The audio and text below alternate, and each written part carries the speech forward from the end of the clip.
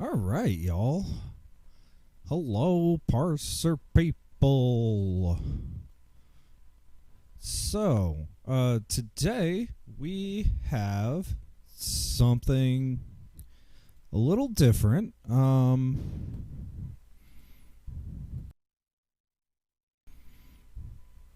As I just double check and fix some audio.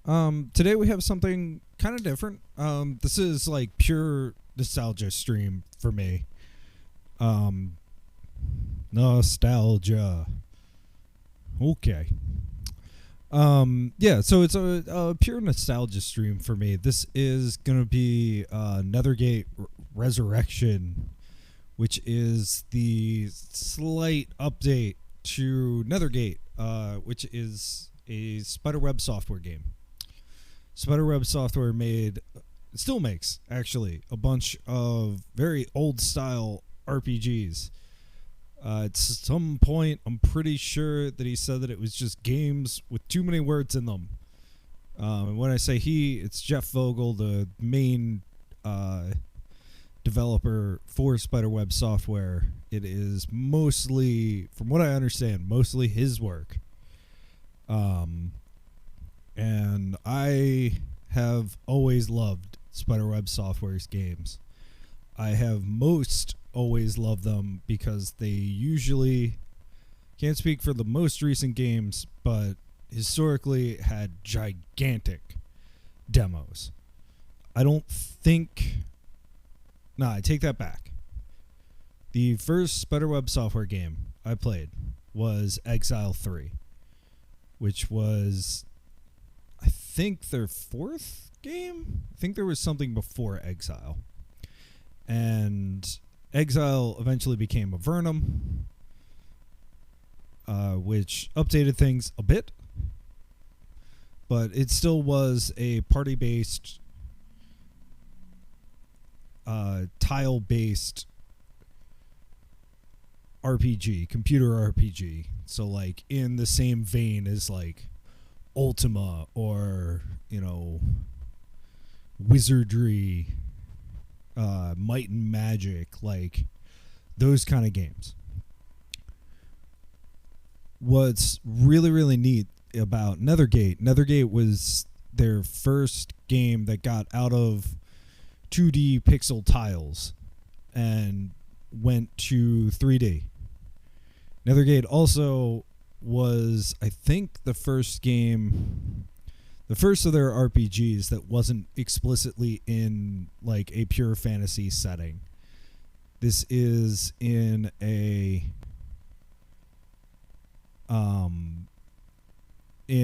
Roman Empire setting, a high Roman Empire setting. I believe it's like 60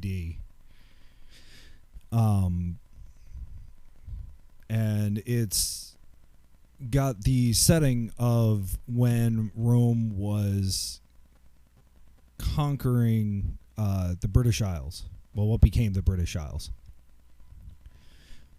So there's two sides to the campaign. We're only going to do one side of the campaign. We will see if I feel like completing this on stream or if this is just going to wet my whistle and I'm going to want to play through all of it myself a little faster. But some things that I love about Spiderweb Software's games are that they have deep characters. Characters matter. Choices matter.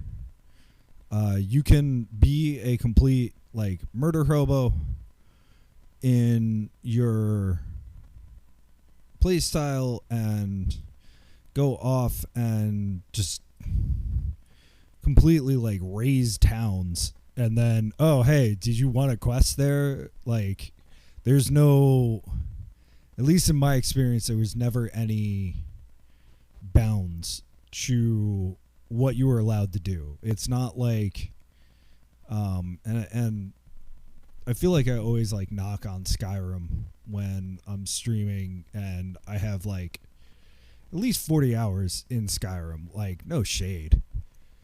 But one of the things that drives me nuts about Skyrim is that, like, yeah, if you want to play that way, like, you can't. You can't just like take out important NPCs and just leave you stranded in the middle of the plot line. And one of the places that I got that from is from Spiderweb Software's games.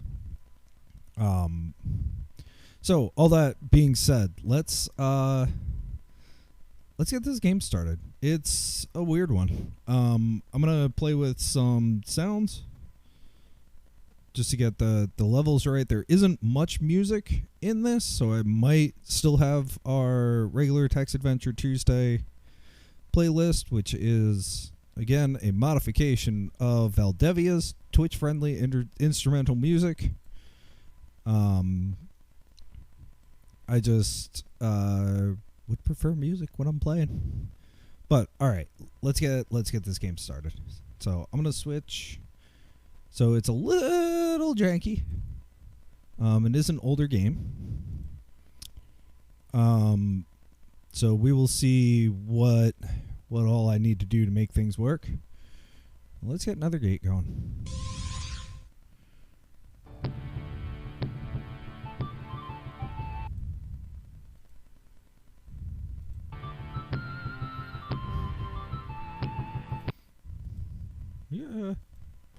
Yeah.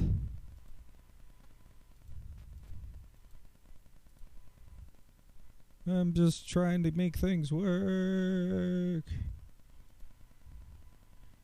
No, not worse. Work. Why are things off the screen? Give me 1 second.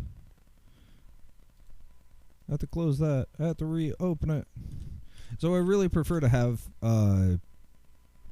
there we are. Get back over here. So I really, and honestly, do prefer to have captions. I think it's really important. This is a really big part of what I care about when it comes to streaming. So, yeah, this all works now.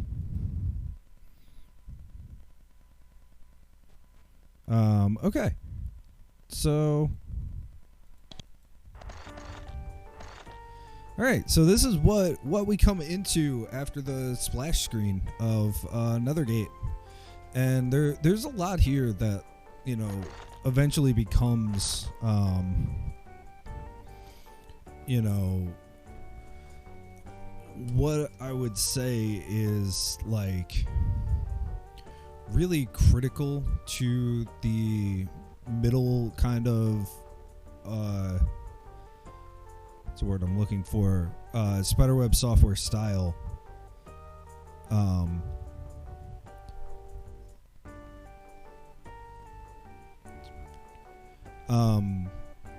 which is these kinds of hand-drawn line drawings for a lot of things, sort of in like a Fallout kind of style with Pip-Boy drawings.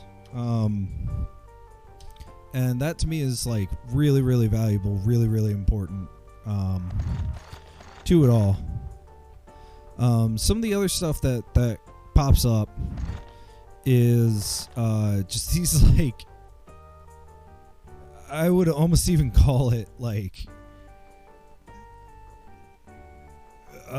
boxed freeze sounds, that kind of deal, where we can almost like,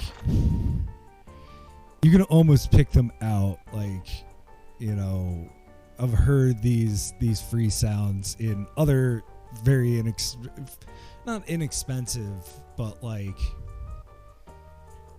shareware kind of games. I mean, and speaking of shareware, you can see that there's like a register copy button because, oh my gosh, how many of us did not register the copy? We would play these games for hours and hours and hours and never register. Like, I talked about Exile 3. I met the shareware demon maybe twice. And the shareware demon just like blocked this this bridge that was to the rest of the game. But you got hours and hours of this demo before that. Couple other things, like there's this character editor. I think the character editor is one of the most important parts of Spiderweb software games, mainly because they are brutally hard. There's nothing easy about them. I will not be using it, but let's just click it and see. Yes, it's a little sub program. Okay, no party loaded because I don't have a party. Okay, that's fine. We won't see it. How to order, and like even these images are like, this is like very indicative of like kind of the humor involved. Like how to order is like a dude losing a bag of gold or whatever. Registered copy is someone picking a lock and then no, just have the key. Load game. Oh, there it is. Character editor.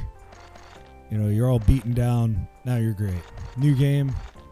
Just a bunch of clothes. So let's make a new game. We are going to play the Roman campaign. The reason why is going back to some of the things that I love about Spiderweb software. Spiderweb software does a really great job with their villains, with their like overall kinds of just making sure that things are not as cut and dried as maybe they would be in other games. Like people have real desires, real emotions, and I think that's really, really cool. So we have two options here. We have the Romans, who are obviously trying to conquer, and we have the Celts, who are a ragtag group of barbarians. So looking at the Celts, we have, you're a band of young Celtic warriors told by your chief to go to the village of Nethergate for mysterious reasons. Your battle skill and equipment aren't as good as the Romans, but you will be able to draw from the magical power of the Veil.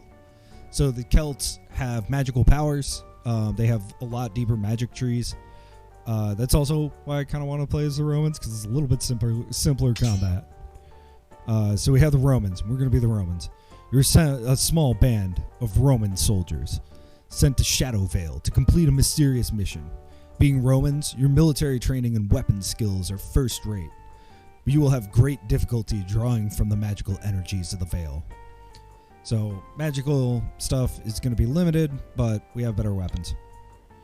We get to create our party. You're about to create your soldiers. These Roman warriors will explore Shadowvale, attempting to outwit and defeat the barbarians and their mysterious and powerful allies. You can control up to 4 characters. 4 is recommended, but skilled players can make do with less. You will start out with 4 pre-made characters with a good mix of skills and abilities. If you are a new player, you should probably just accept these characters by pressing the done button to the lower right. I'm going to do a couple of things to play with their statistics. Let's edit their statistics. So we have an instant help. I'm not going to read the help. I'm sorry. But I do love this little screen. We also have 6 extra skill points. So I think I'm just going to edit these guys. Some of the stuff, so you have your basic like RPG stuff. You have strength, you have this dexterity, you have intelligence, blah blah blah. I don't think I'm gonna worry about intelligence. Yeah, much more powerful spells. These guys are not spellcasters. Roman training. Each level of Roman training increases the chance for hitting and damage. Yeah, let's give one more in that. And then layouts also. Let's also. What else do we have? We have tool use. We have luck.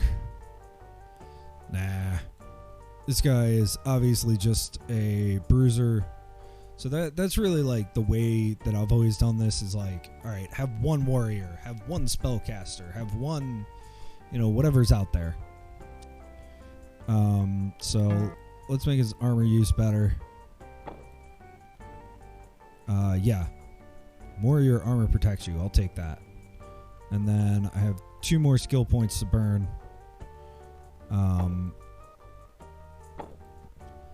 Specifically, so it looks like spears are separated off. And that's something from a lot of the Spiderweb games too. They're like, they used to pull out all the different skills. So I don't know. No, let's give a little bit more defense. Okay. And most importantly, we have to fix these names. I'm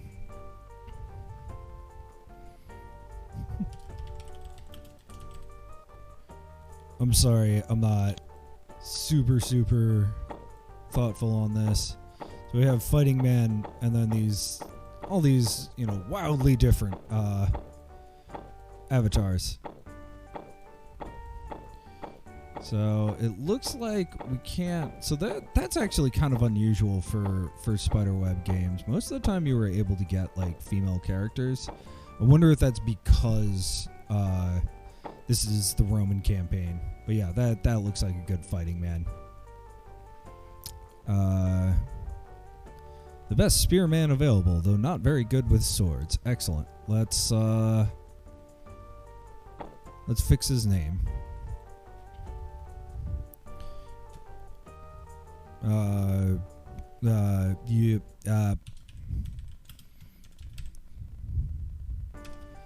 Let's make him Funny Man. Sure, why not? And then let's boost as much as we can his spears, and we still have 1 more. Yeah, let's give him a little bit better armor. So another part of this, and I think I'm going to do this for these guys, so there's perks as well, and some of them give you experience penalties, and then I bet, yeah, so if you have sluggish,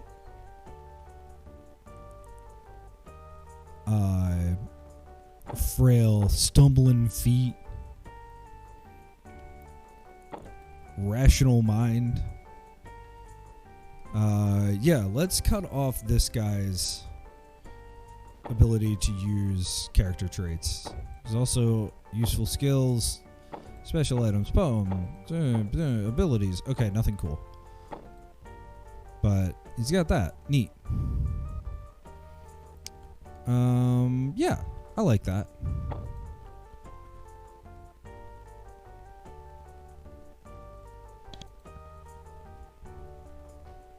We have, and then Funny Man doesn't really matter. But yeah, we'll do that guy.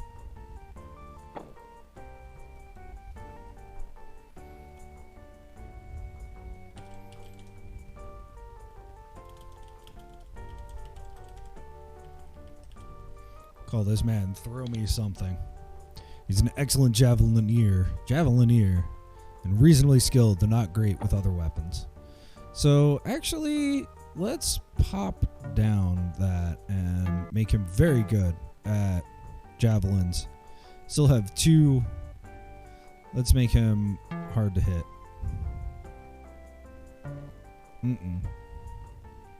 Let's go down here. Let's make him really as good as he can be at first aid. And then let's go down here and make him frail.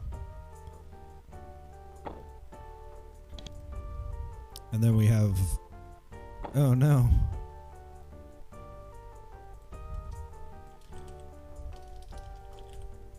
We'll call him Throw Me Some. And then we have... This guy, born and raised on Britannia, and has picked up some of the Celts' unusual druidic skills. So I kind of love this. This guy is going to have a fairy familiar, unless he's already got... Oh, he's got druid mastery already. Some people learn the magical rituals of the druids. For you, they are as natural as walking and breathing. All of your spells receive bonuses, and you can even cast mage spells while wearing encumbering armor. So it uses that kind of like old school D&D encumbrance. You know what? He's gonna level up really slowly because of this fairy familiar. He is going to get really good at stuff. Let's pull back on that. And let's make him really good at the war circle and that. And, ooh, I have nobody who's good at tools. That is, I'm going to switch that other dude to be tool user.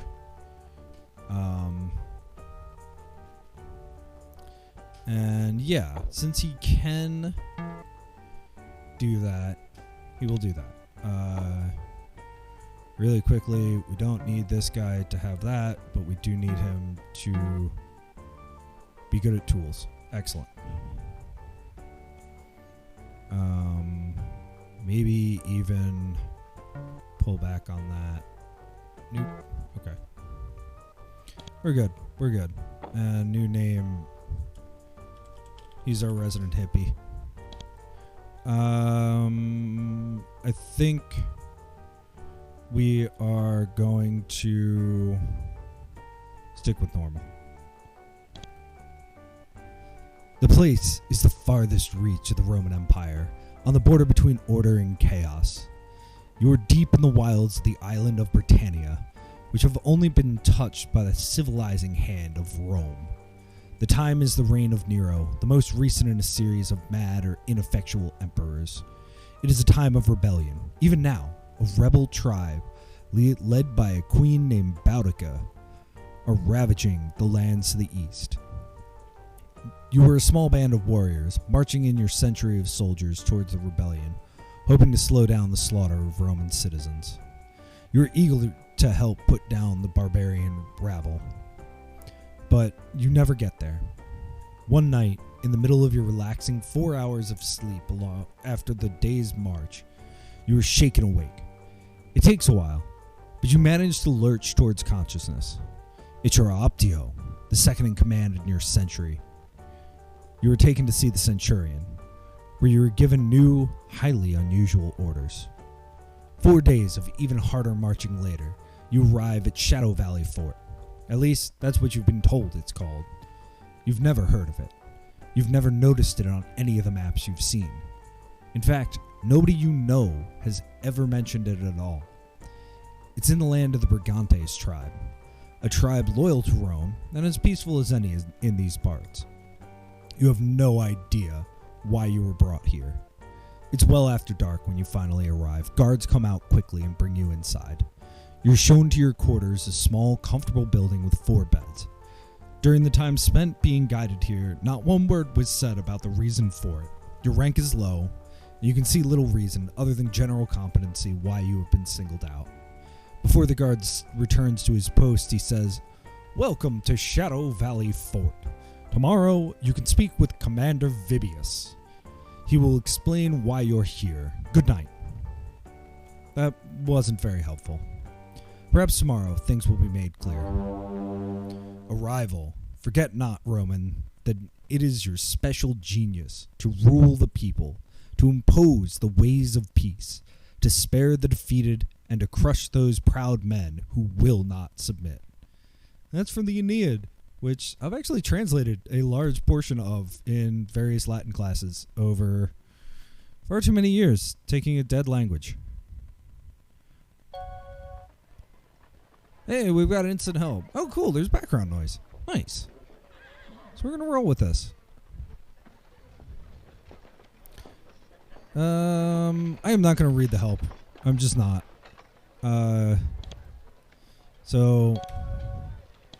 Yep. Oh, hey, there's a piece of paper. Let's use that piece of paper. Someone left a note for you while you slept. Welcome to Shadow Valley Fort. We're sure you are eager to get your orders and complete the task you are sent here to perform. Please go to headquarters to see Commander Vibius. He will tell you more. HQ is in the center of the fort, at the north end of the central courtyard. Also, please be sure to look in the dresser in the supply room to the east. We provided some extra equipment you may find useful. Signed, Praefectus Castrorum Decimus. Now that you have a note. Okay, cool. Yeah, I know how to use notes.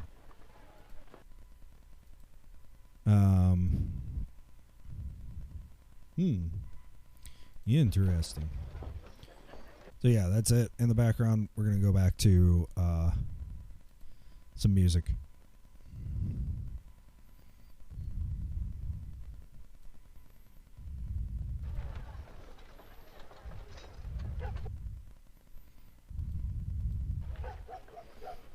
All right. So we can click. We'll see if I end up clicking or if I end up using the mouse. Or if I end up using the keyboard. Let's give that to hippie. We got dried meat. That's fine. That goes to throw me some. So there's a lot of funny man. These names are not funny enough. If I do this again, I will change their names. But yeah, you step out of your quarters and see Shadow Valley Fort in the daylight for the first time. It's a nice fort. Stone buildings. New, well built. That's the problem. When you looked on maps before you came here, Shadow Valley Fort was marked as a small outpost. Tiny. Barely even worth noticing. Now that you're here, however, you see a serious fortress, well built and maintained. Even more peculiar, however, is the silence. This is a tumultuous time on Britannia, what with the nearby rebellion and the large number of hostile barbarians. This fort should be a beehive of activity and preparation. Instead, the few soldiers you see about seem apathetic, almost uninterested. No, that's not right. They look resigned. They act as if they have nothing to do with what's going on around them. That's not like a soldier of the mighty Roman Empire. Perhaps you should find Vibius Valerius Rufus, the fort commander you were told to see upon arrival. He might be able to clarify what's going on. So this button over here puts things in your journal. It is super, super useful to be like, oh, this is where things are. I should mark this, because otherwise there is no telling what it is. But we're just going to be cool and say, okay. So this is what it is. It's, tile-based. We can move around. We can look at things. Visitors' quarters. Excellent. It looks like looking is also acting, which is kind of nice. A little different, actually, than Exile was. But let's make sure that this is the right room. Hey, storeroom. All right. Even though the storeroom was recently built, it's already started to develop a layer of dust. These supplies have been waiting here, untouched, for a few months.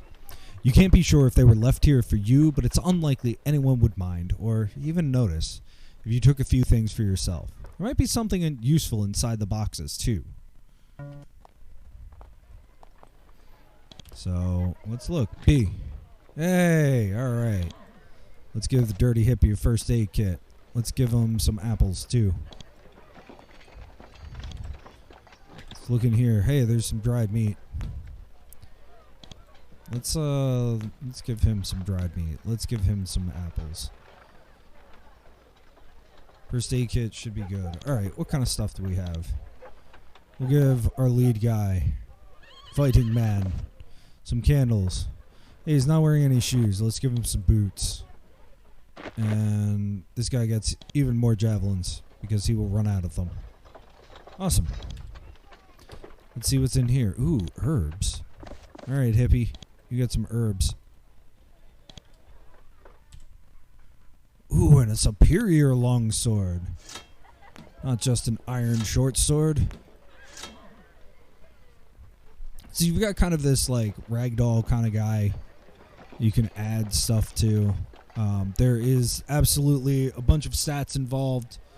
I am not going to read out those stats. Those stats are kind of boring. We've also got a way to view the auto map, but for right now, I think I'm good.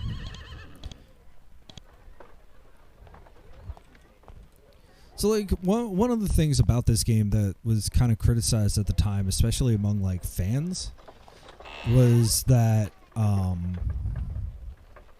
it seemed a little bit less, like, polished. And I think that was the switch to sort of 3D. And it was this switch away. So you start with only 4 characters.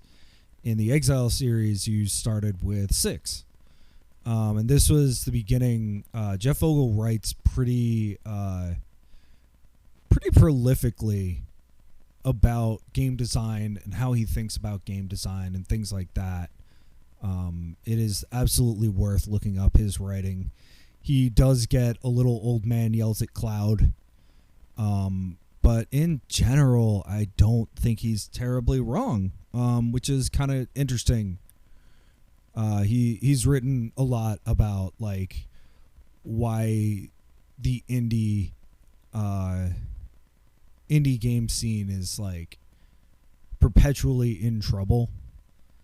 And I think it was in its own way in trouble in his, like, kind of golden age too. But I think it's wildly interesting to hear his opinion, because he has been successfully producing games for, like, a really long time, coming up on 30 years. And they're pretty much all like this. Queen's Wish has some really interesting stuff in it.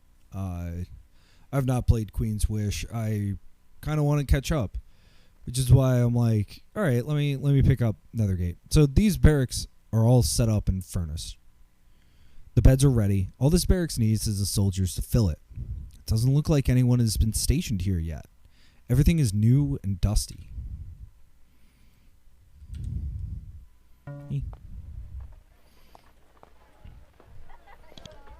So there's cheap wine. I don't want cheap wine. You can really easily get, like, vendor trash, and, like, I am really bad about vendor trash in general. So cloak. I don't think the strigil. So a strigil, for those who don't know, is what people use to clean themselves. It's a sort of like a giant back scratcher, and the way that you would clean yourself is that you would coat yourself in oil and then scrape off the oil, because they didn't like no saponification, and scrape off the oil from your body. I kind of love thinking about the fact that, like, all through history, everybody's just, like, super grody all the time. Oh, see, like, our little hippie is just wearing a toga. So if we find any armor, I'll be giving it to him because he can wear armor. Cool, we have lockpicks. Our tool use guy is going to have lockpicks. And then we have an entertaining scroll. I wonder what that is. It's our only dude who's got magic. Unusual ability. Takes no charge. Well, let's start. Let's just make sure. Yeah. Save game. Oh, cool. Yeah. So, as much as I can, I try to use just one save file because I think that's more legit. But we'll see what happens if you use this. The scroll contains a story of adventure and conquest, vividly illustrated with a few amorous interludes thrown in. Its contents aren't too relevant to your current quest, but they sure are fun. What happens if can we use it again? No, same thing. Alright, that's cool. I'm keeping that.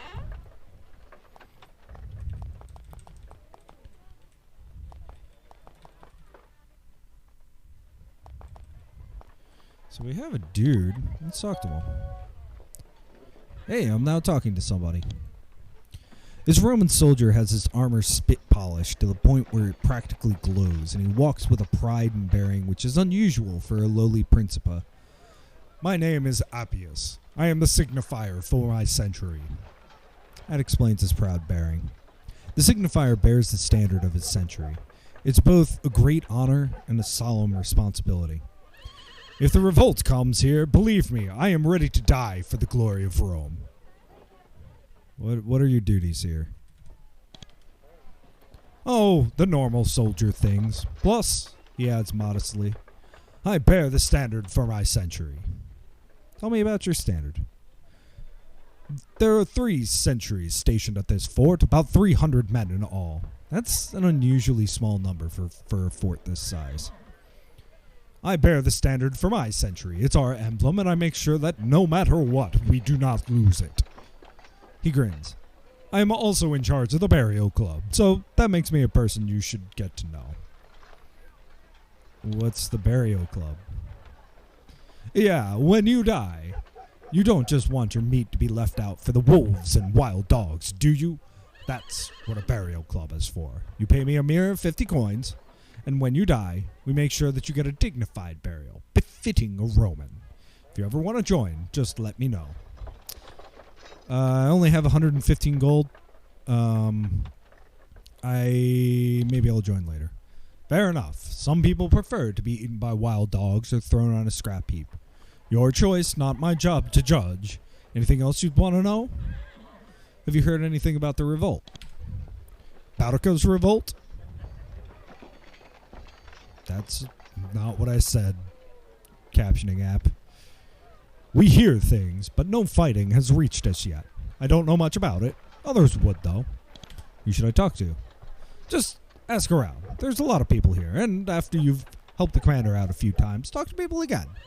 They might help you more than once. They might help you more once they know they can trust you. Alright. That was just kind of a, hey, this is how to talk to people. Hey, he's dressed just like me. I do love that they just like say things to good NPCs. Great Augustus, don't let me drop it. You step into the central courtyard of Shadow Valley Fort, where formations are practiced and the troops can be reviewed. From this central area, you can get a good look at the outpost where you've been stationed. It's not a large fort, it's been constructed only recently. There aren't many soldiers about. A lot of them are probably on patrol or keeping the peace, but this fortress is also clearly staffed at far less than capacity. As you look around, you'll notice that other soldiers seem to be watching you. Nothing overt, just the occasional surreptitious peek. They aren't friendly glances either. They seem nervous about your presence. An understaffed fort you've never heard of, full of edgy, uncomfortable soldiers. Even considering the rebellion raging to the east, this is still very unusual. Fortunately, headquarters are at the north end of this courtyard. As you approach the commander's office, the door opens and someone starts to emerge. You stand out of the way and watch. Oh, nice. Ooh, we've got a cutscene.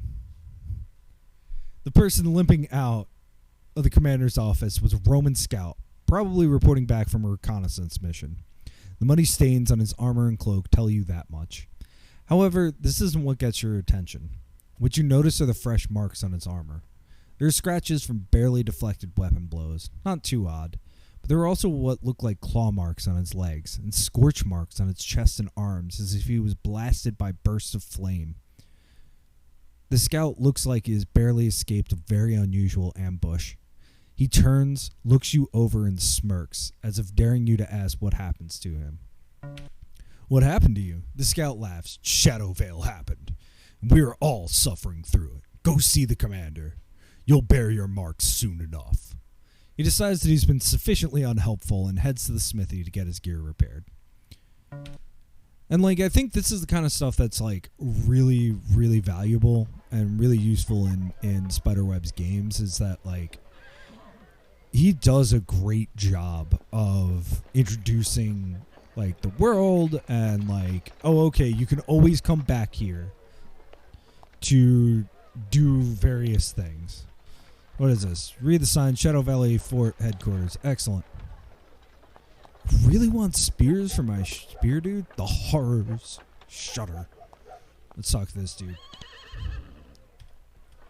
Oh, no. Well, he's got a name. His name's Tesserarius Servius. That's cool that he's got a name. You walk into the Shadow Valley Fort's headquarters, where the commander plans whatever it is Shadow Valley Fort is here to achieve. You're still supposed to meet with the commander, who must be in an office in here somewhere. Well, there's 2 labeled doors, so let's go to the unlabeled door. The clean and well-maintained room serves 2 important purposes. First, it's a meeting room for the fort.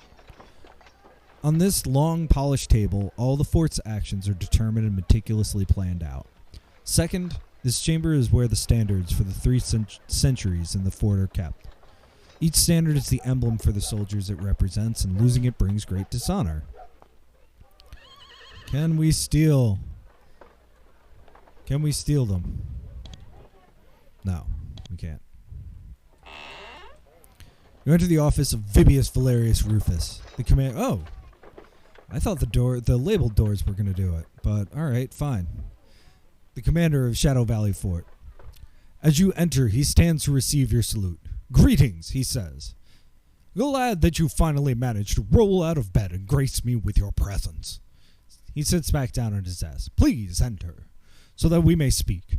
I doubt you will be sufficient to the task I have for you, but, well, you're all I have, aren't you? To talk to the commander, do the thing that you have done before. Talk. We got Tribunus Vibius. It's a pretty good face. It's a pretty good face. You meet the Tribunus Militium of Shadow Valley Fort. He's a small, heavily muscled man with blonde hair and the weathered skin and small scars that mark an experienced campaigner. He looks tired, as if his command is weighing on him heavily. I am Tribunus Militium Vibius Valerius Rufus, commander of the Shadow Valley Fort. It is good that you are here. It is difficult to obtain fresh troops. Those that survived the early days of the Savages' rebellion are all too occupied. But I have you, and I must make do as best I can. There's much to do, and I fear very little time. Tell me about the local barbarians. We are near 2 villages, Venarium to the west and Nethergate to the north. Venarium is nothing unusual, a small and docile village. Nethergate is a different story entirely. It is of the Brigantes tribe. Normally, they would not be part of the rebellion, but this village is not tame. What do you know of the Brigantians? We are in a particularly remote and uninteresting part of the land of the Brigantes tribe. The Brigantes are led by Queen Cartamandua, a good and loyal client queen for the Roman Empire. The locals, on the other hand, in Nethergate are a bit odd. How does Cartamandia rule? He chuckles. A nobler leader has never licked the Romans' boots. Why, in between our needing to send our soldiers to quell the occasional rebellion, her leadership has nothing but inspired. Yeah, I've got another question. Why have I been brought here? Ooh, I got a new quest.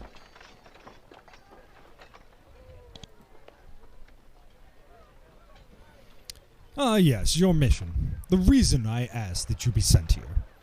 You see, I needed a small, mobile group, which could work together well. I need you to go to an abandoned mine nearby. There, you are to find a leather courier satchel and bring it back to me. This will aid you in finding the mine. I would not ask too many questions about who I got it from. You may find out in time. He pulls out a wrinkled old map out of his desk and hands it to you. You can now use the World Map button at the bottom of the screen. Tell me about the abandoned mine. What am I getting into? It's an old tin mine, worked and abandoned by the Brigantes. It's due west of the fort. Walk west, and you will find the remains of an old stone road. Follow it west, and you will find a mine entrance. The courier's satchel is, we are confident, somewhere in that mine. How did the satchel end up there? One of our centurions was carrying it. He was, well, he ended up inside the mine. Strange. You're sure there's something he's really trying hard not to tell you? He never came out again. The satchel is still inside, probably on his body. There's a long pause while Vibius decides how to phrase the next part. Be well prepared before you go to the mine. We expect you may find some armed opposition. What sort of opposition? He shrugs. Opposition. Armed, though not overpowering. You should have little trouble dealing with them. Return the satchel when you find it. I have little more to say at this point. Alright, that's fine. I do want to find a spear for my spear guy. Maybe there's something interesting here. Ooh, we have old records. Hopefully, oh, cool. I'm on my hippie. Let's see old records. You read the scroll, hoping for some sort of clue or spell or other thing to help you out. No such luck. It's just another bit of record keeping and bureaucracy the Empire uses to keep things moving smoothly. You put it down before it puts you to sleep. I'm going to keep that. You got more old records? Yeah. Dude's going to hold a bunch of records. Alright. My hope... Why can't I go that way? I want to go that way.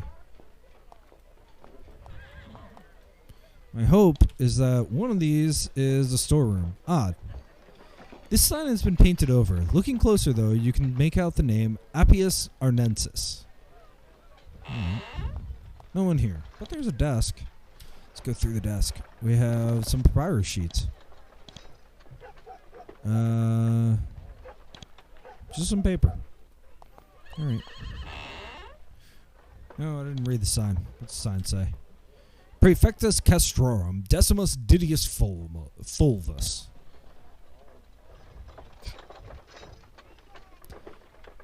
Alright, let's talk to this dude.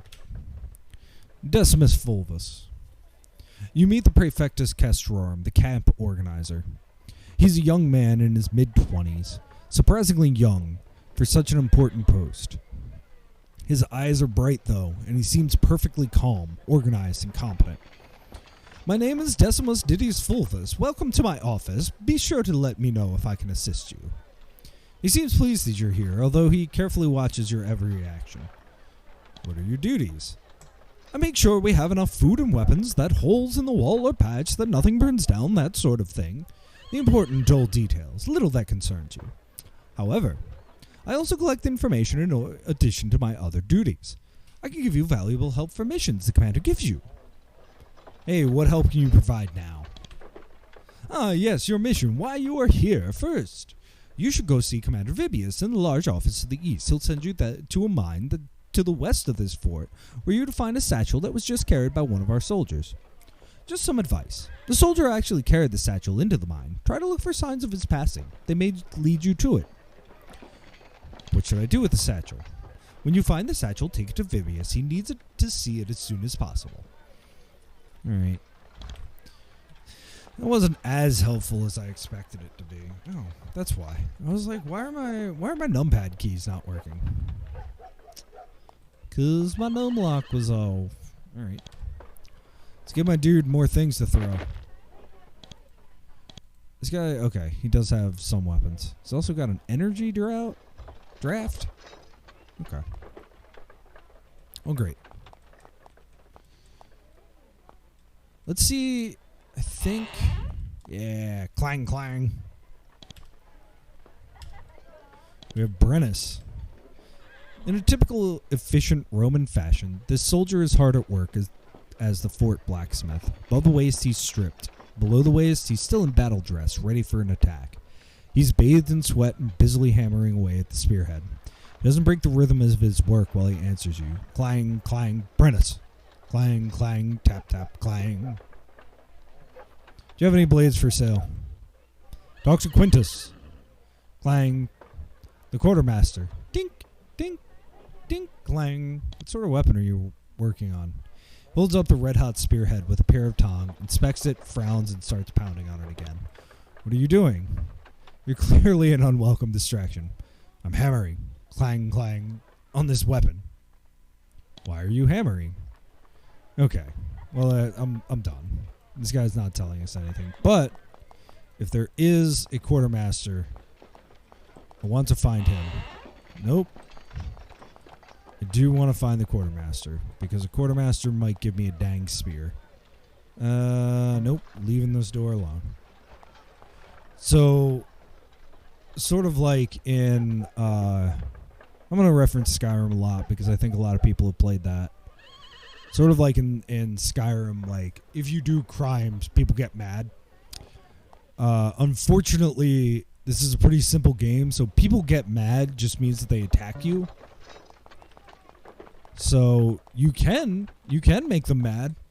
Not a big deal. Except, oh hey, quartermaster. Completing missions earns bonuses.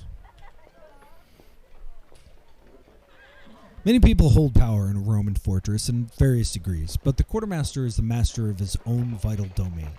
He controls the tools and weapons by which soldiers live or die, and is generally treated with the utmost respect. Unfortunately, as often happens with people of his ilk, he is unhappy to see you. He knows that you only come to drain his resources. Call me Quintus. Welcome to my storehouse. And don't get your hopes up. I don't give charity. Any equipment you want beyond that, the Tribunus Militium specifically says you'll have to trade for it. Yeah, I want a damn spear for my dude. I have 100 gold. And I wouldn't mind some armor, but that's not happening. Yeah, a quality iron spear. So I am going to sell this old sword. I don't need a bunch of swords. How much do I get? It is worth 10 coins. Ooh, well, it's worth 10 coins. What about entertaining scroll? It is worth 10 coins. What about, I have a bunch of old records. It is worth 50 coins? Yeah, bro. And then what about just like 9 pieces of paper? 30 coins? Done. Alright, so I actually got, I got some gold. That's cool.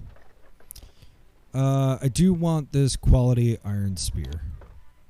So I'm also, I can't equip or remove things while shopping.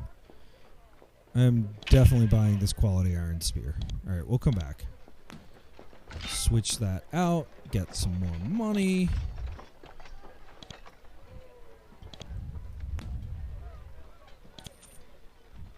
Cool. So I have 97 gold.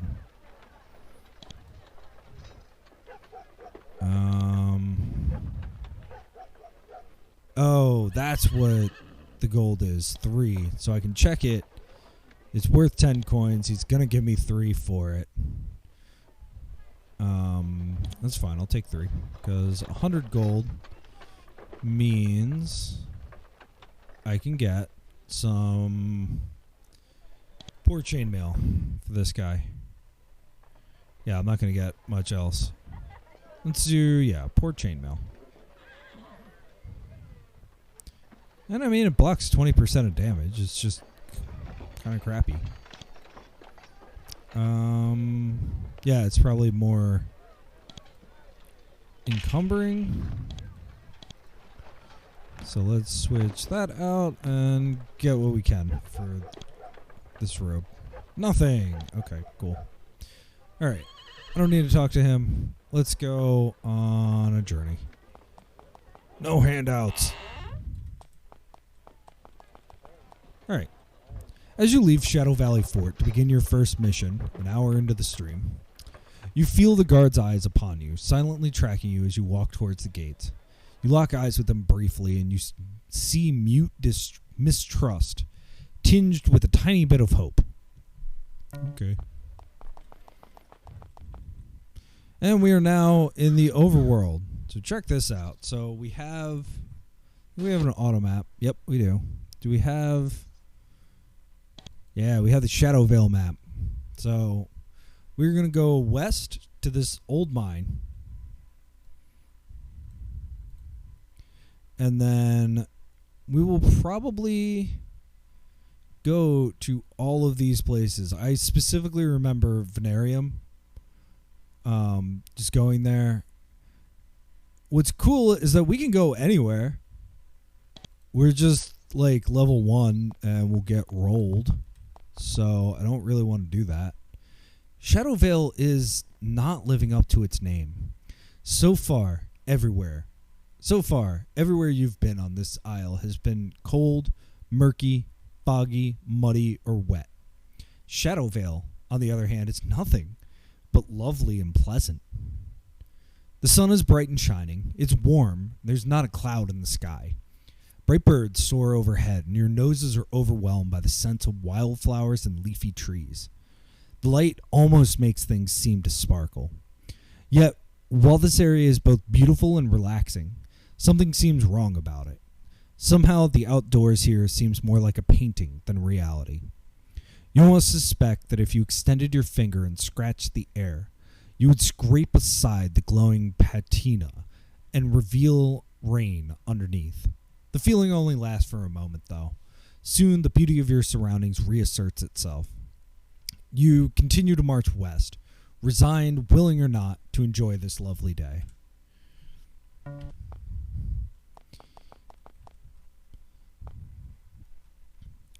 You stand at the east end of a ruined, crumbling road. The sections that are still intact are made of carefully cut slabs of gray stone, carefully fitted together. This is very peculiar. All the roads on Britannia of this quality should have been made by the Romans. However, this road is far too old to have been made by them. You wonder where it came from.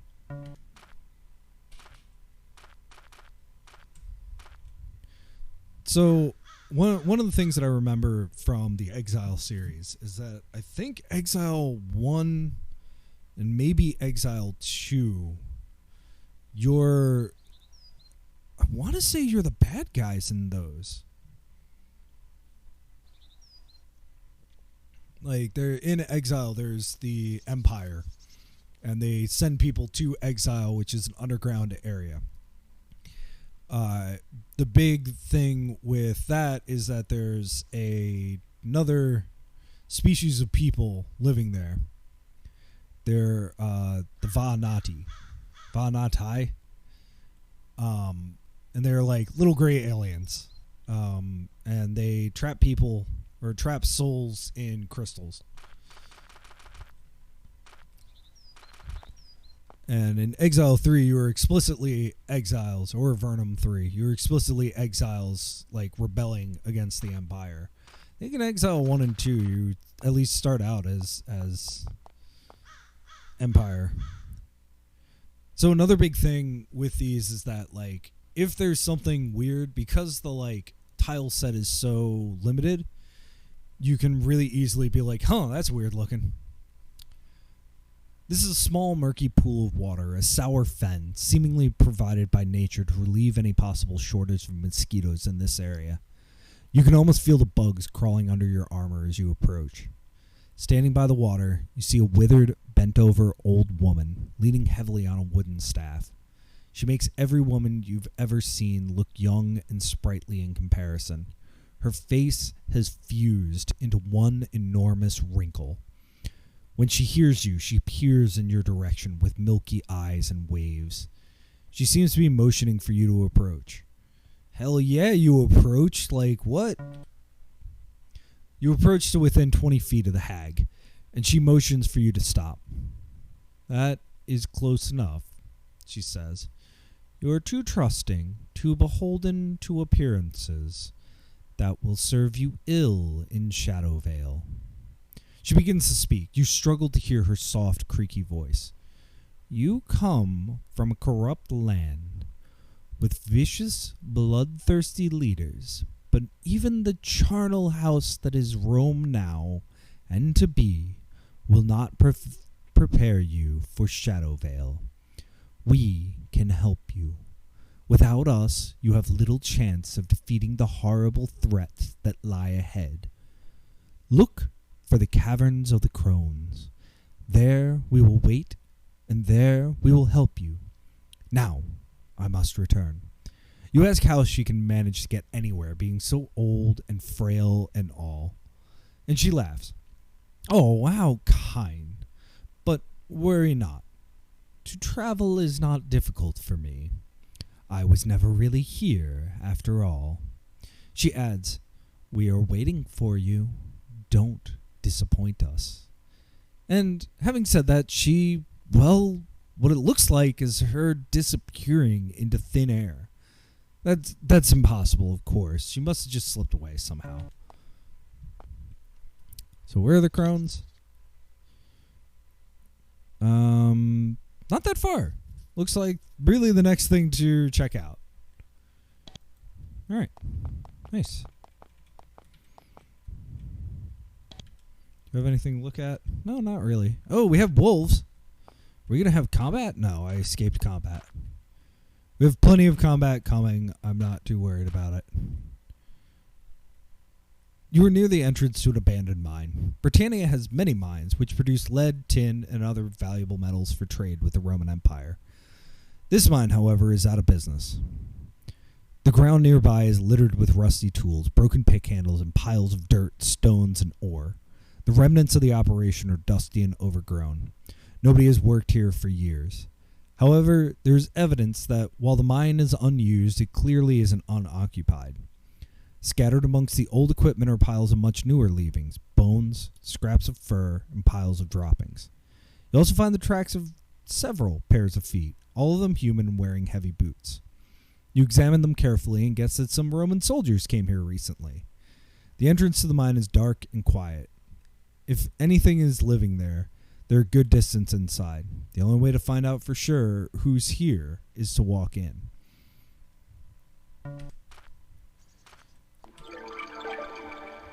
Ooh, what a pleasant entry noise. All right, we are absolutely going to save. Cool, game saved.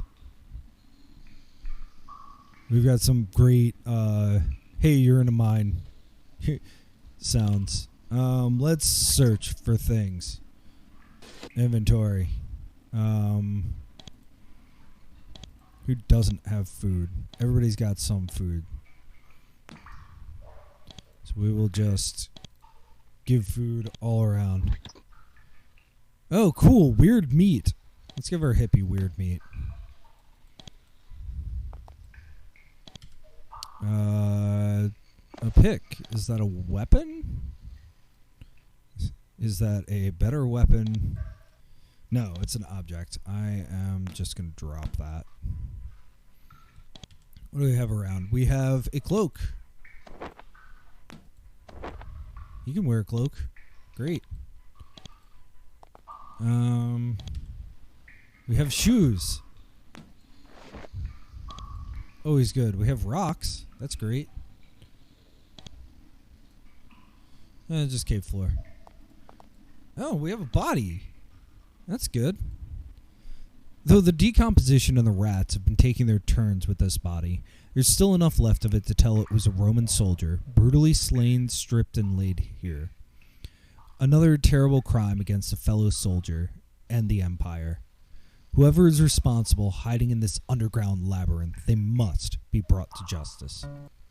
Okay, I guess. I don't really care. Hey, more sandals. Swords and sandals, gladiator. Everybody got some shoes now, which is good. Don't walk around caves barefoot. That's a bad idea. Ooh.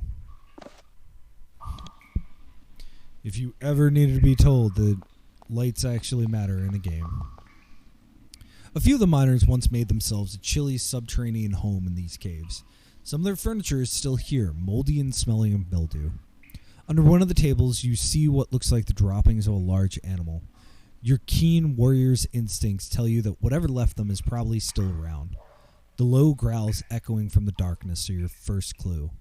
From the look of things, this mine can't have been abandoned for more than a few years. I wonder why the miners left. What do we got? We got a crappy fur. Let's let this dude carry that. And the candle. Oh, cool. I can pick up trash if I want. Oh, that's a door.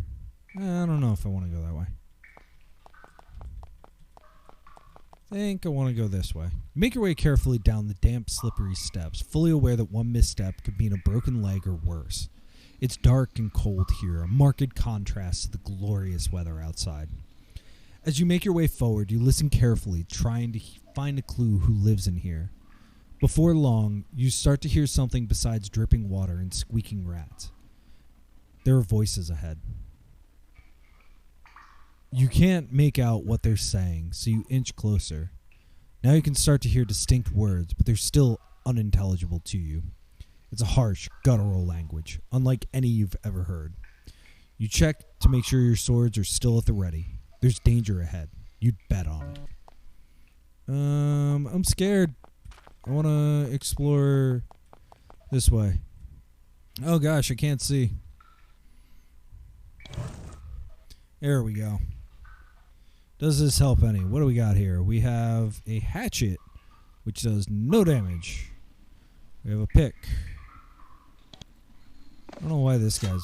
Oh god, item is too heavy. He is already over encumbered. That's fine. I don't really need that stuff.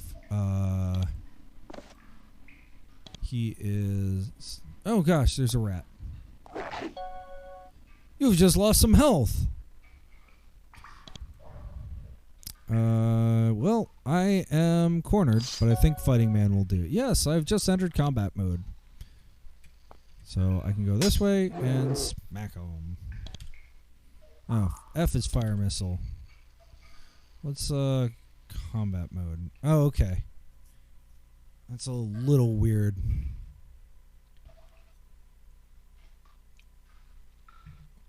But I like it. Alright, what do we got? Alright, more candles.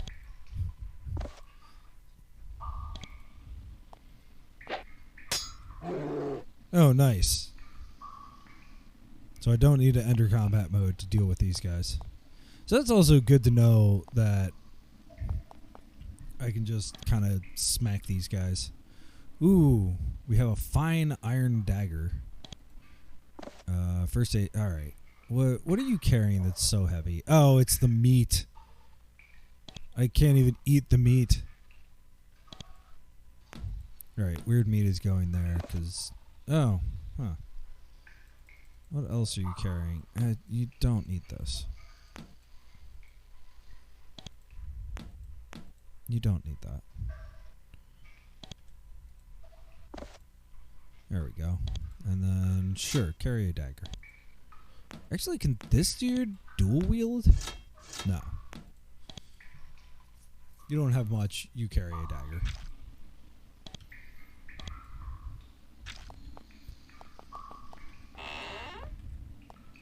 Oh, and we're back. Okay. So let's just check the auto map really quick. Yep, that's it. Alright, let's go down and deal with this. Now that I'm not scared anymore. You see a light to the south, with several short men hunched around it, talking in their guttural tongue and sharpening their weapons. One of them notices you. You stare out at each other, and reality drops out from under you. They're not men. They're not even human. They're too short and too squat, and they have fangs and claws and shaggy fur all over their bodies. Their eyes glow slightly, and their lips are speckled with the meaty leavings of their last meal.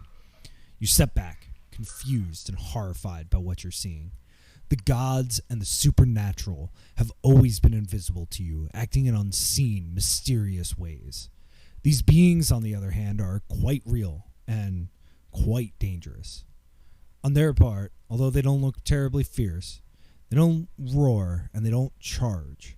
They seem tired and resigned, like longtime campaigners, as they pick up their weapons and move to attack. And this is what I mean, like, Jeff Vogel's writing has always been like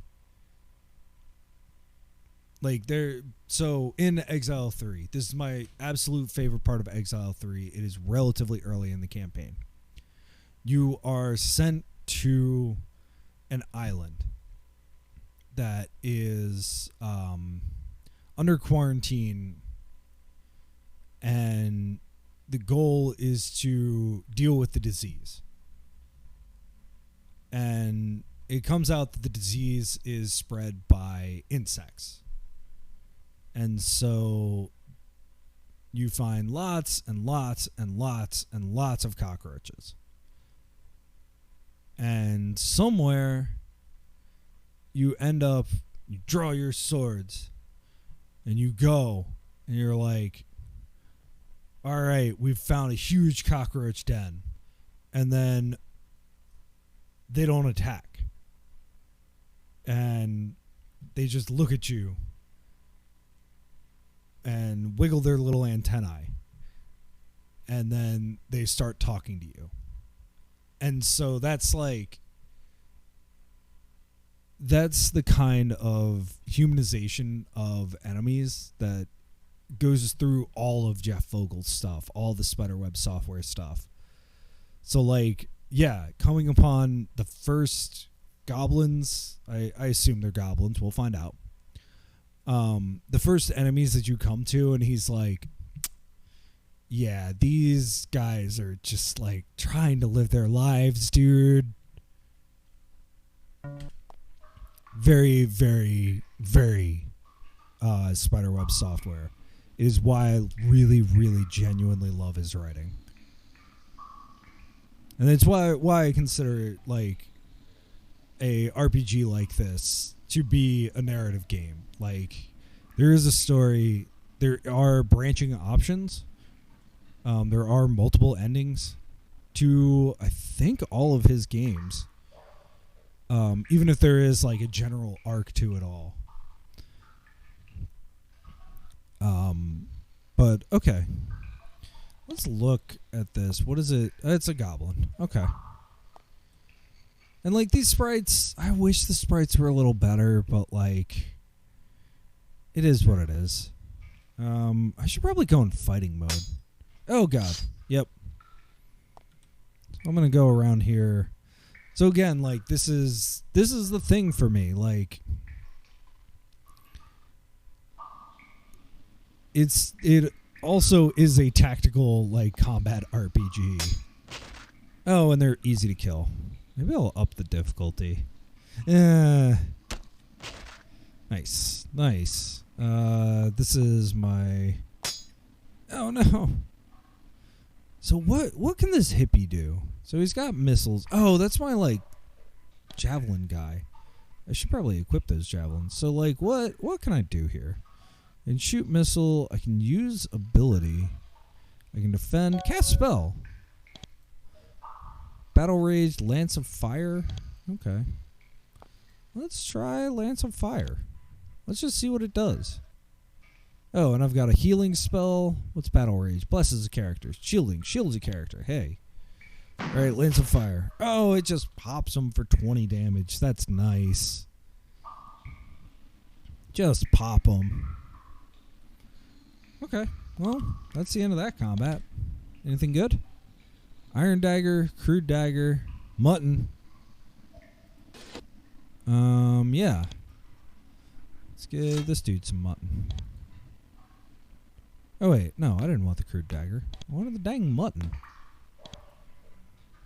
And I also wanted to, yeah, there we go. 21 javelins.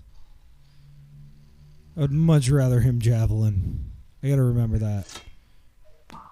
In fact, I'm not even gonna equip a short sword for right now, just so that I do not forget that this dude is a javelin thrower. Is there anything here to get? Yeah. I got some healing herbs. I don't know what to do with healing herbs, but we'll find out. Oh no!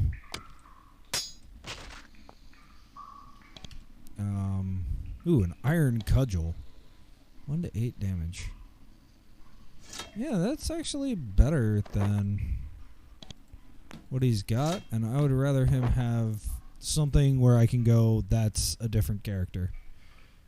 Because one of the main problems with these kind of like sprites is that they all sort of look the same. Something that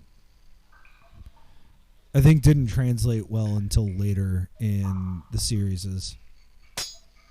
That's fine. You're down. Ooh, and I can still go again. Yeah. All right. Anything to look at here? No, not really.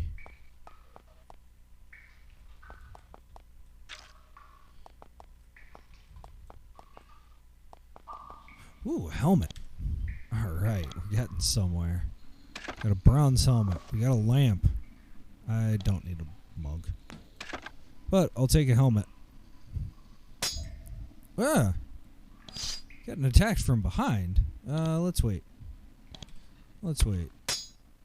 Ow. There we go. Sorry, guys. Didn't mean to beat you up like that. This door looks extremely sturdy, and the padlock on it is of an unfamiliar make. You give it a try, but you don't have any keys which will work in the lock. You may have a hard time getting in here. Okay.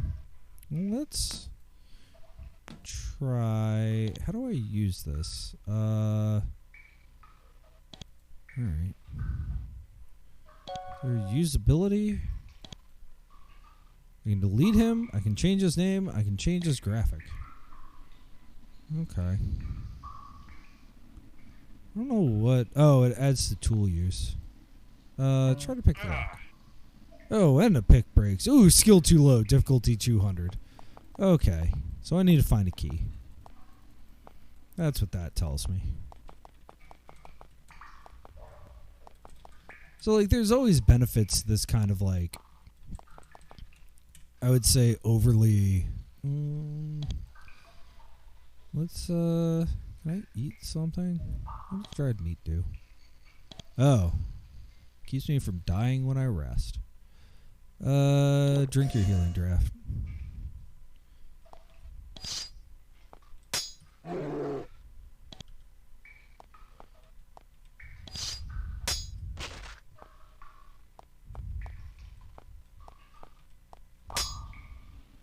Oh, it's an AP system, that's why.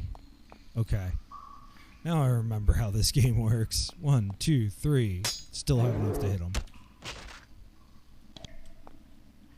Anything good? Ooh, some gold. My hippie's gonna also be my dice player. Iron dagger. No, I don't need that. Nice. I can just roll dice. So speaking of rolling, I'm kind of rolling these dudes.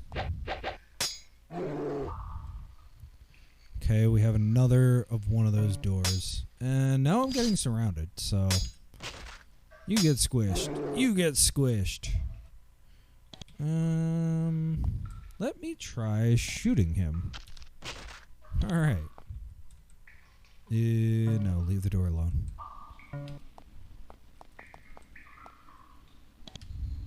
Ooh, we have a leather helmet. Give him that.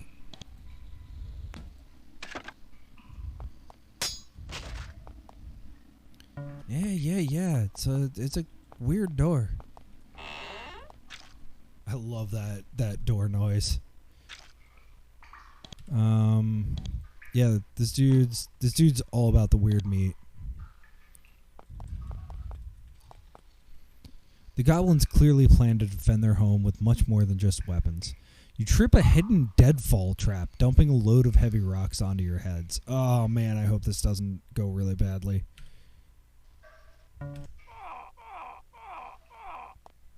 Okay, well that hurt a lot. I'm gonna save. I am about to get surrounded. Bye! 1, 2, 3, boom! 1, 2, 3. Thank you to all the viewers out there. I appreciate you. Say hi in chat. What are we? Throw me some. Let's throw something. Oh, whoa! One of my characters just died. Death is an unfortunate medical condition with symptoms including immobility, inability to respond to interesting events, and a pervasive, unpleasant odor. It is almost always fatal. Fortunately, in the magical lands of Shadowvale, death can be cured. You can get this character brought back to life by speaking with the healer in your starting town. Interesting. I did not know that. I, however, am not going to save if I party wipe. Oh, man, that's really bad, though. All my stuff is there. And my little hippie already is carrying as much as he can. Well, alright. We are going to cast some spells. And then Fighting Man, hello.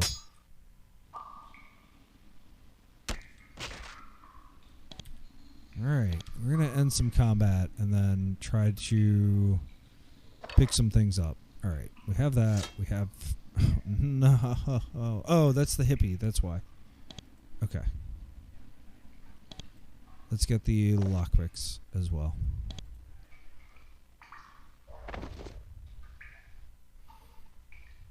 This is not as bad as it could be.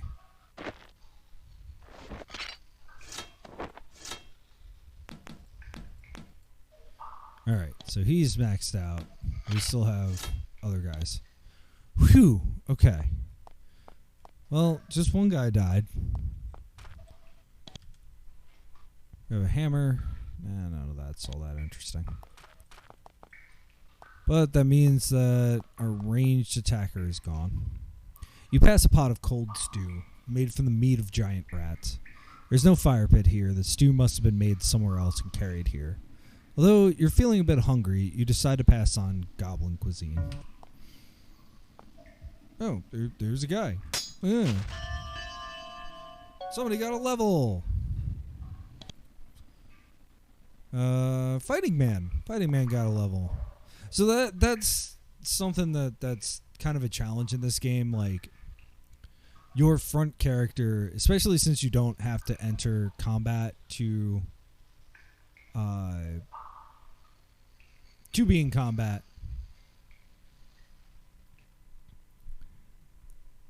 then your front character is always going to get all the sort of bonuses. So it's just something that ends up being kind of not annoying, just something to be aware of, that your first slot character is going to always have more experience than everyone else. But that's also kind of good because it means that your first slot character can just be your lead in battle. You descend into a trash pit filled with gnawed bones and rotten trash. The smell is pretty bad. As you work your way down, you hear gnawing and hissing. At first, you think it's just a few rats. Then you see what the goblins use to remove their trash. What? What is it? It's a hostile giant lizard. Ow! Oh, man, I'm gonna die. Nope. I'm loading. I'm loading, and I'm taking my experience here. Great.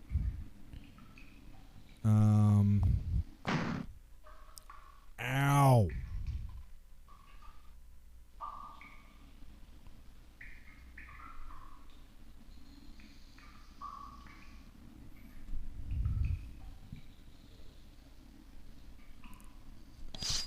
Battle mode. 1, 2, 3. Which one of these guys do I want to hit? We have Castle Cave Shaman, Goblin Shaman. Oh, that's who I'm hitting. Funny Man. Funny Man is my spear guy. 1, 2, 3.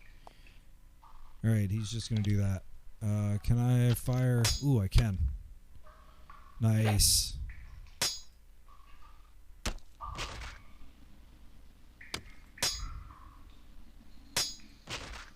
Nice. Good job, everyone. No one died. Oops. And we got some stuff. So, yeah, this dude. Oh, it's too heavy. This guy gets boots, though. You're getting upgraded. And then, alright, let's figure out, does he really need a first aid kit?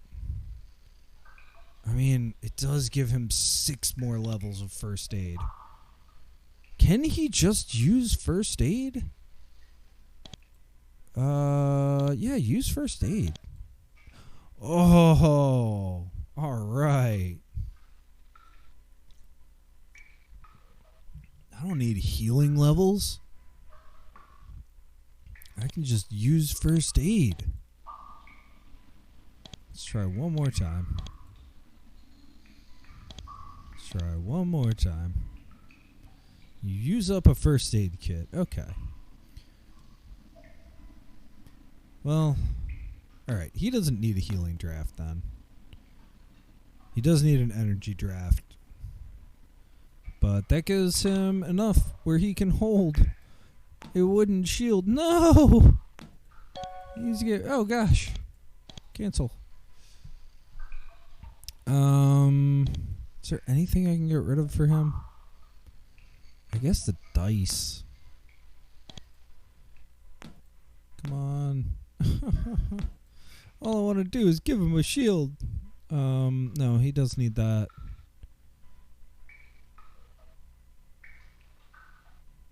He does need some kind of weapon. Alright, well, we'll deal with that. Give him his dice back. Okay. Well, that's good to know. What about... Can I do... Oh, I can call a spirit. I can make a potion. 2 little potion making skill. Good to know, though. Use first aid. Hey, alright. Heals 40. So maybe he is the only character that actually needs a healing draft. Let's see what's in this box. Bars of tin. 30 coins, but they're 10 pounds each. But also, I'm stealing it. Alright, we're back to the cold stew. When this dude, as you walk down this corridor, you notice that the west wall looks unusual. It shimmers, as if it's slightly insubstantial or maybe not here at all. Goblins have laboriously dragged barrels of dirt here in order to make some sort of crude fighting pit. Maybe for training or just for fun. Either way, it's pretty bloody.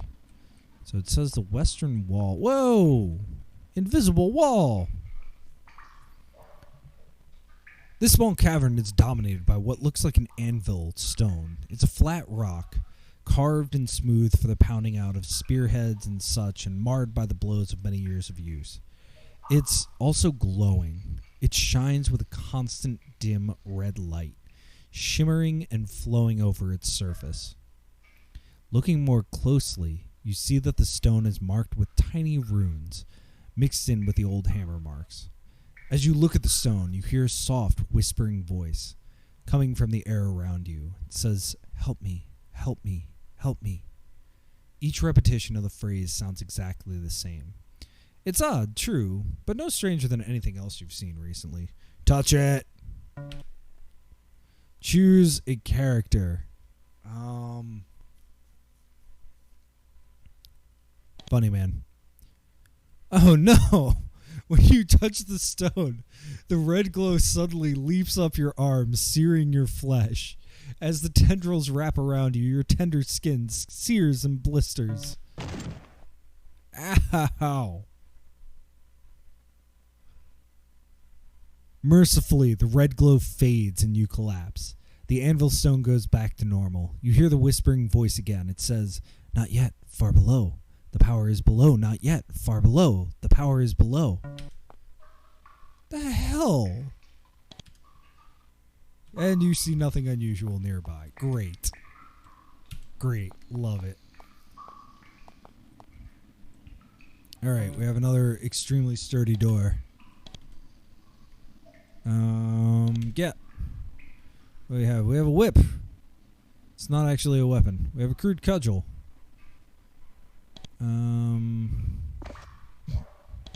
Give the weird shit to the hippie.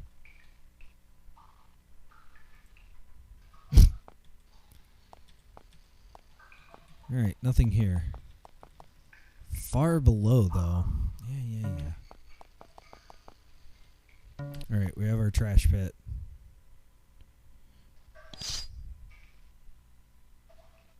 One, two. Ooh. Nice, one of my characters just leveled up again. 2 of my characters leveled up. Funny Man and Throw Me Some are now level 2. Wait, Funny Man and Throw Me Some? I thought, alright. How close is my dude? Pretty close, but not close enough. Yeah, alright.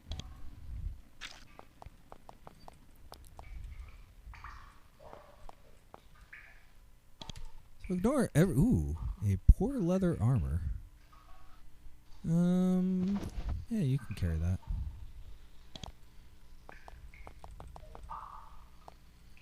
So a big part of the early game on a lot of these is just like getting vendor trash.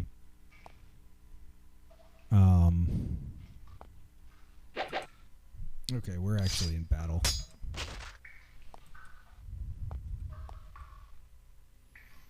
Mm-hmm.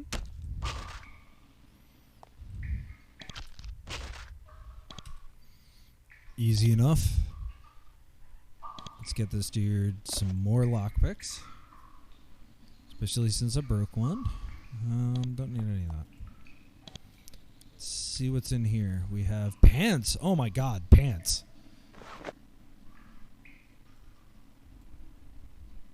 We also have a helmet for this dude. You don't get pants.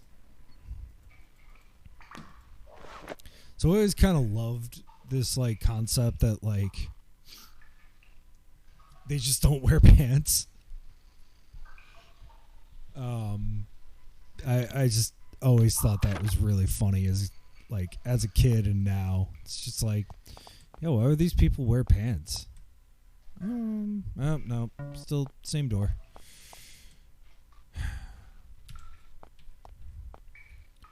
So, like, you can see, too, that this is, like, so built into sort of computer RPGs. Like, this really is... The way that Jeff Vogel designs games is a love letter to the kind of games that he wants... That he played and wants to play, which are these kind of, like, dungeon crawler party-based RPGs. But... he puts such care and craft into the writing that I think it brings it to its own level in a way that maybe other games don't. I don't know.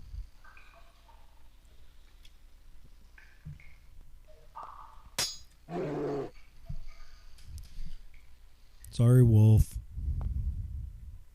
Yeah, there we go. There's his level. Now active. Funny man. Now active. So one of the things that maybe isn't in this game that I do kind of miss from Exile is that, like, it would take into account cover from your own people. So I wonder...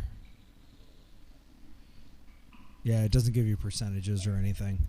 So, like, there was if you were in a situation like this exactly, and you fired a missile, there was a chance that you would just hit one of your dudes in the back, and it was always really funny to me. Ow!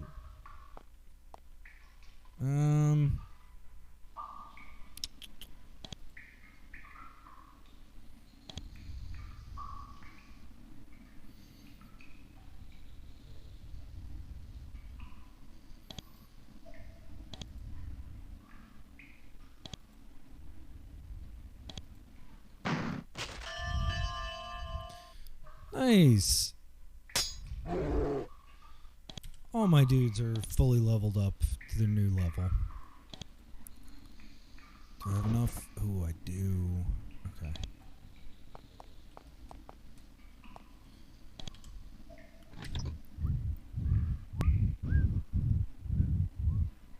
Bunch of furs.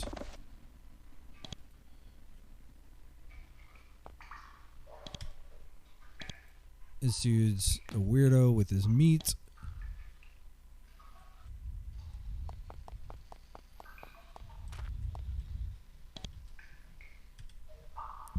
It's just a rock. Okay.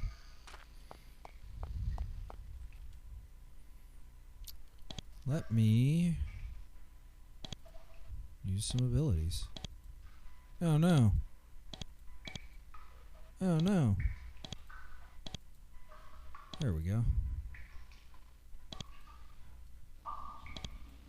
One thing I do really miss about the Exile games too is whenever it was a targeted spell, it would always be like, on whom? Tell me the importance of using the objective case. Hey, there's nothing in the crate. Great. You see a scrap of cloth on the ground. You pick it up and examine it. It's wool, speckled with blood, probably from a Roman soldier's uniform. There's a stairway down to the south. Perhaps fellow soldiers have been taken down there. Alright, now's not the time to go there. Let's find everything else we can. Switch to the auto map. Oh, we have found everything else we can, except this way. Yes, yes, yes. And all these doors. But I am not worrying about the doors. I am just... Oh, God! Oh, well, okay, I'll look. Hey, it's a hostile goblin. Yeah. Attack of opportunity. There we go.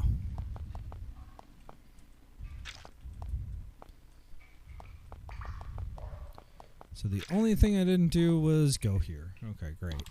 Nothing. Absolutely nothing. It's a huge part of making any dungeon is making a dead end where there's nothing. Goblins clear. Oh, shoot. I forgot about this. Yeah, but it's not as dangerous now that I have health and wellness. Bear in mind, level 2. We have made it to level 2. Oh, that's... Yep, they're gonna... I'm really glad they can't use any ranged weapons. That's just me getting...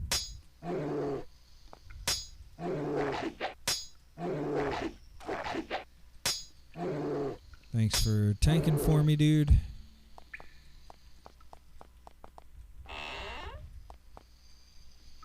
These ores or these? No, they're just rocks. It's locked. Let's try to pick it. No, it's one of those locks. Oh, funny man. Hey, hey! None of that. These are my dudes. Ow! Oh, wow. Oh, he was really close. Cast spell. I don't know how he's surviving with 0 hit points. But we're gonna... Yeah, no. It's a good... That's a good sound effect. Ooh, that was close. Nothing. Ow. We do have... stuff. I don't like that at all. Ah, we can see now. Where... Goblin strikes fighting man for 2. Where's the dang goblin? Oh, behind me.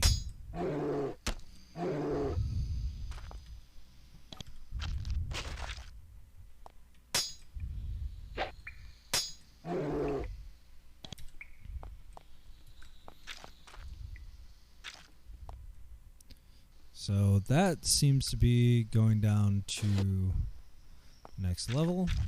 So that's where I need to go later.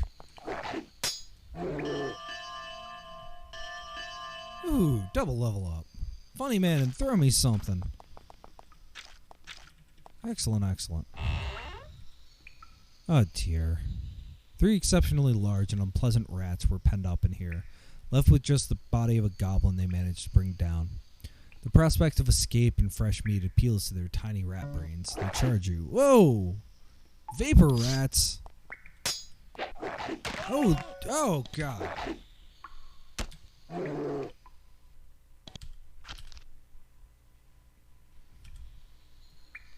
So let's see for cast spell. It's just been shielded or weakened. Oh, man.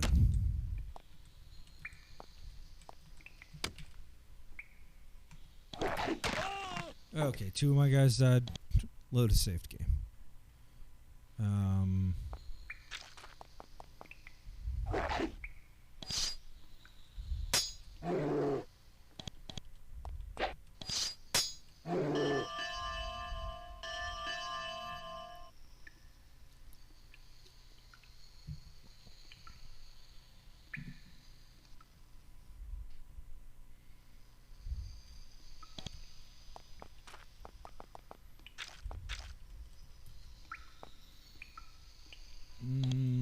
let's have this guy try to heal. Oh, he's doing a great job.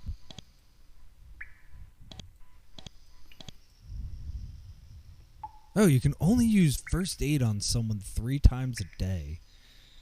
That's interesting. Okay.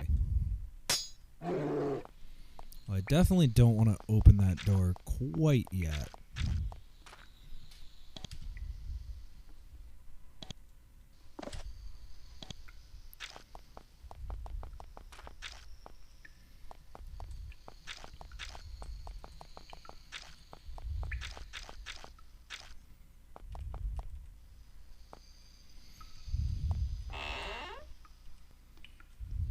Alright, so here's the... Ah, no, he just keeps dying. I don't want to die. Okay. There we go. Or storage. Ooh. Scroll darts of ice.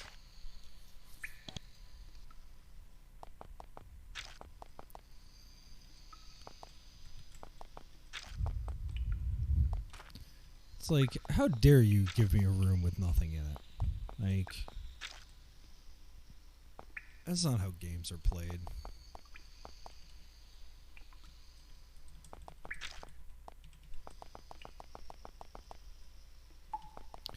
So, how do I get up there? Oh, this way.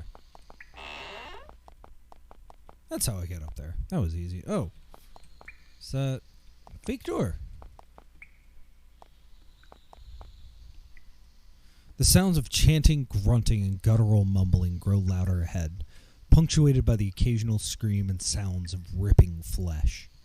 You are approaching these strange humanoids' main living quarters.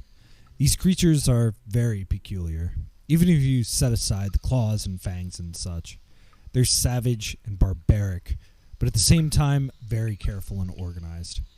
For example, they've carved graffiti into many of the walls. Thus, they can write, a trick that many of the locals haven't picked up yet. They look like animals, but fight with admirable skill and suicidal courage. They give no quarter and expect none. Whatever happens, a worthy and honorable battle lies ahead. I don't want to fight. Oh man, there's a lot of them. I'm in a narrow corridor. And I missed.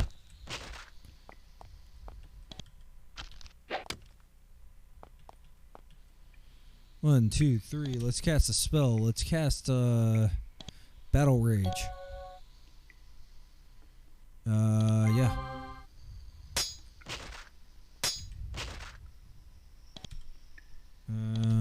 Okay.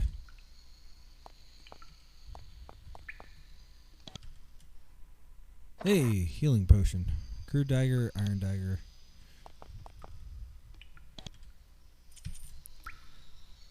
Ooh, a ceremonial dagger.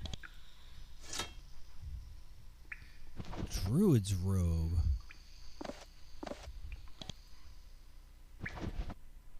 That might actually be worth using on my druid. I don't know. I might actually make this my Monday stream. You open the chest and find a sheaf of leather sheets, dried, cured, and covered with crude runic writing. Looks like goblin druids have managed to figure out how to write, albeit roughly. Your talent for rune reading is adequate to figure out what's written on the sheets. You can now make energy draft. The scrolls themselves are pretty bulky, so you put them back in the box.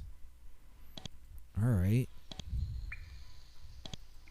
Make a 2 little potion making skill anyway. But I can make energy draft. Ooh, this is a nice little spot. What's in here? You think that you have detected a trap. Your character with the highest tool use can attempt to disarm it. The trap goes off. You get 40 coins. Ooh. First off, blessed javelins. Second off, cloak. Third off, haste drought. Draft. Alright, give him cloak. Oh god. That was the sound. It's a warg. Oh, this is probably going to be really bad. It's probably going to be really bad.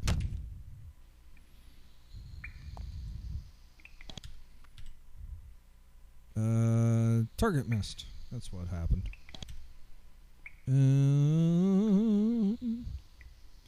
That's a fire. Oh, okay. Not that bad. Not that bad. Anything cool? Ooh, what is this? An iron spear, 2 to 10 damage versus quality iron spear, 3 to 15. Okay. Don't need that, even as vendor trash.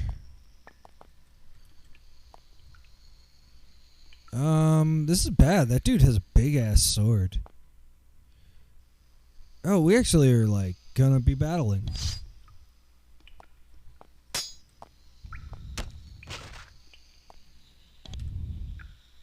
Wrong thing.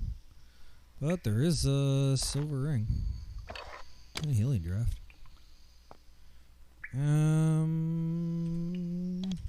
You need to be healed. That's such a good noise. I was saying that it's all like, you know, free sound effects and stuff. And it's still good. It's still really good.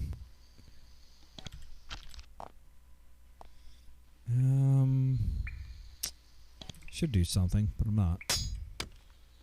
Ow! Goblin Chief Flax. He's got a name that probably means he's got, like, dialogue. Oof, and he can take 50 damage like nobody's business. Alright, but not 70. Lance of Fire. Nice job, dude.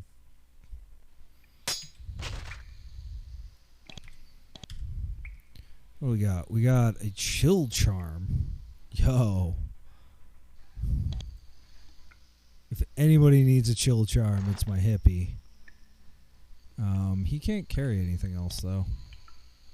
Chill charm.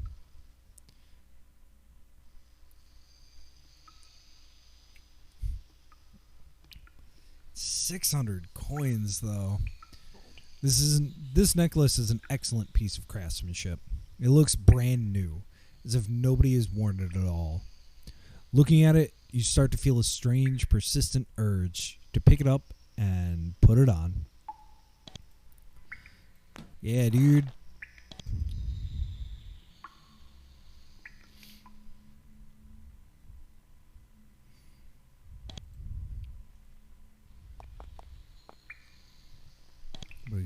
We got bowls. Oh, hi. Missed you. Forgot you.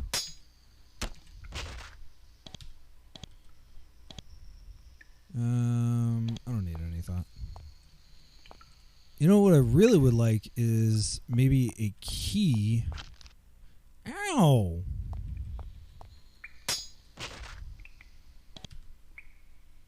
Get out of here with that.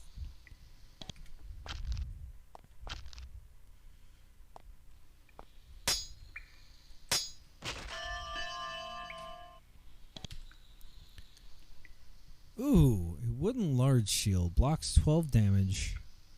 18 pounds.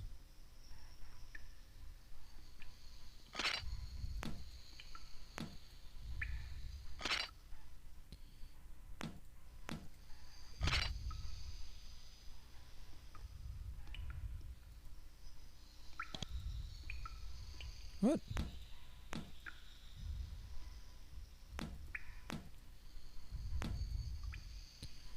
No, everything's too heavy. Oh, I don't really need 2 of those. I would much rather get a nice tower shield.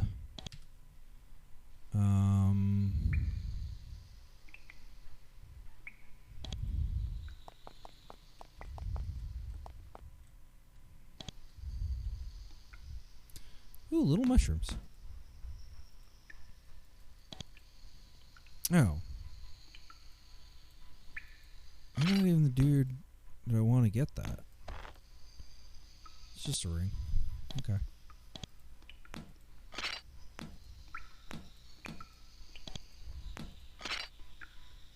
Okay.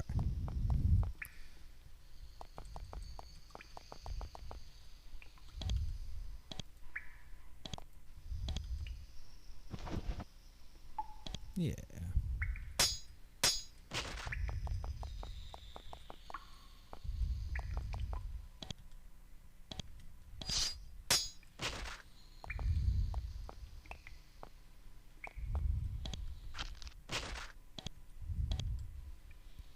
None of that is useful.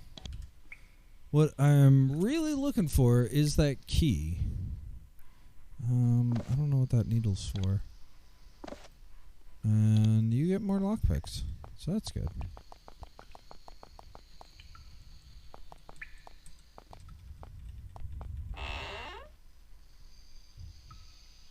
Save. Ow. Ow. Dude's fucking me up.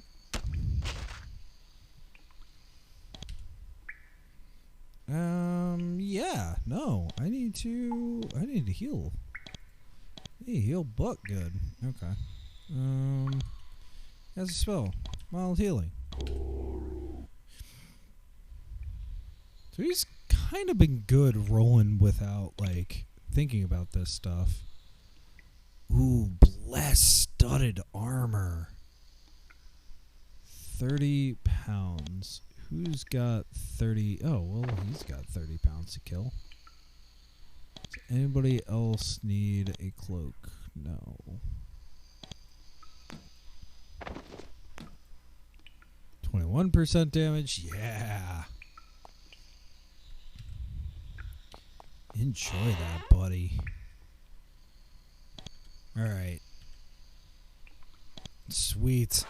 We got this. We're on a mission for pants.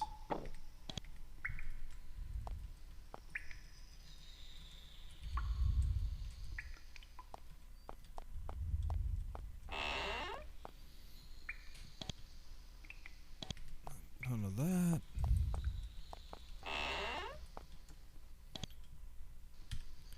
You're able to tell from the blue markings and the spiky pale hair that this is the body of a dead tribesman. It's nice to know that the Goblins kill people beside the Romans. I don't need a shirt, but this whole mission is a mission for pants.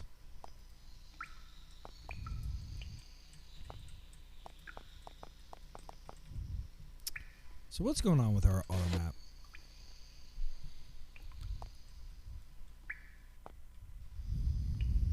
Not much. No. I mean, you can just jump off the ledge. Alright, let's go in this way. Anything cool here? Saw some wood. Oh, we're back up. Where do we end up? Is that where we really entered? This is just like another spot. Oh, it's just another spot. Okay. Neat. So no, we want to go this way.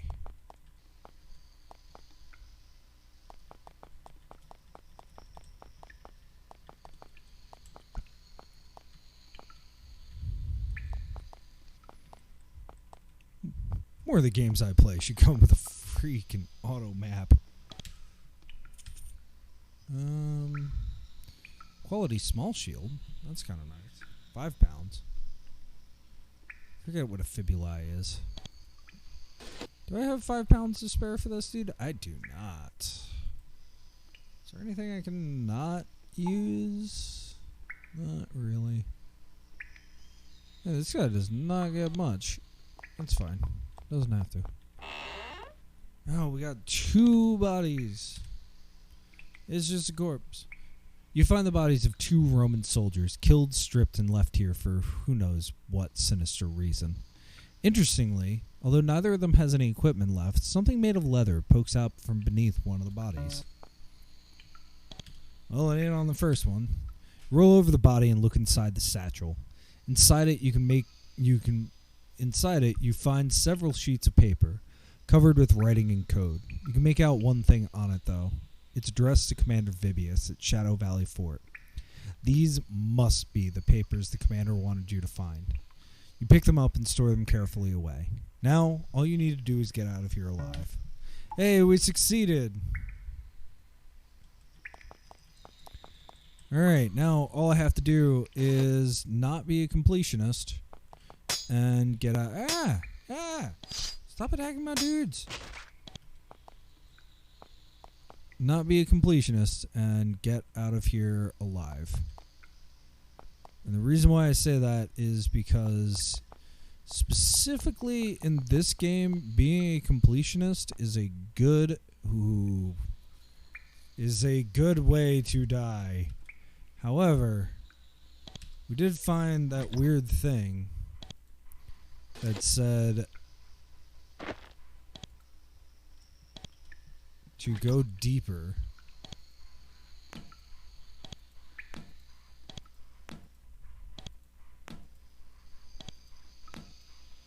And if we can get something cool for all this, why wouldn't we? That's really my question. And if all we're gonna find are little fucking rats. You find the cavern where the goblins bury their honored creatures. Chiefs, shamans, that sort of thing. While many of the bodies they've carefully placed here have since been eaten by the local monsters, the crypts to the northeast look unusually intact.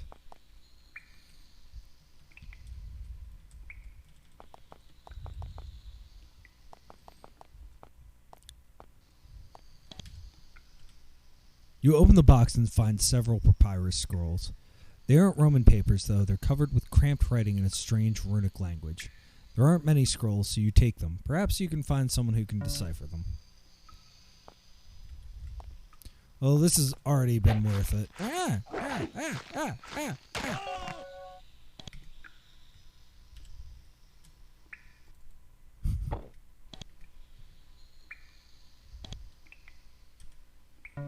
Box is empty.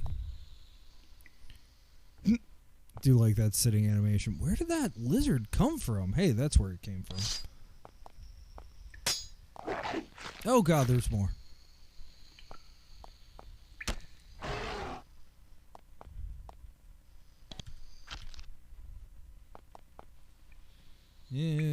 Cast. Mild healing.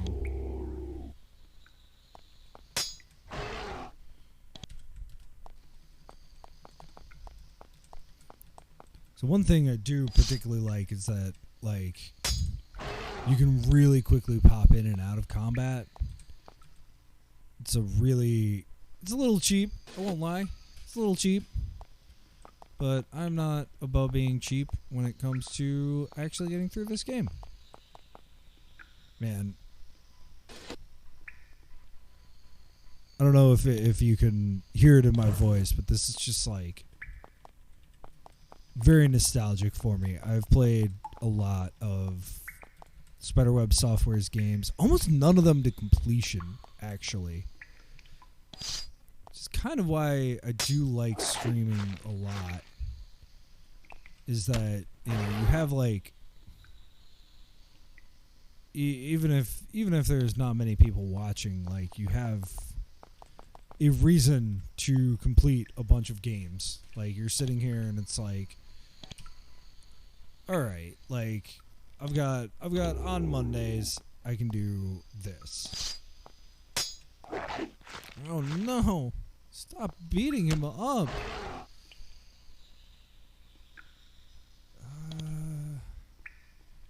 Can I just escape? Nope.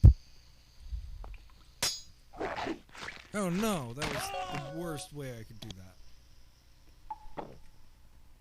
Oh, when was the last time I saved? Okay, not that long ago. And I can just kite him.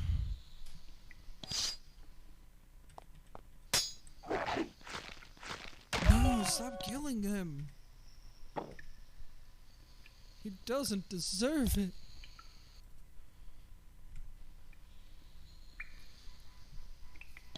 You know what would help that? If I drank a healing potion. Kite him that way. Fight. Yep. Let him tank. There we go. I mean, you'll find that I am truly wretched at these games. So stop.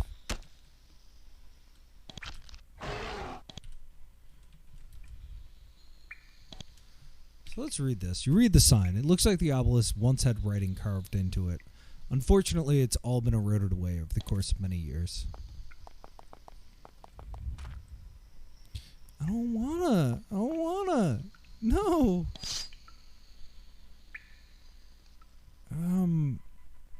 Don't you have anything? No. Oh, no.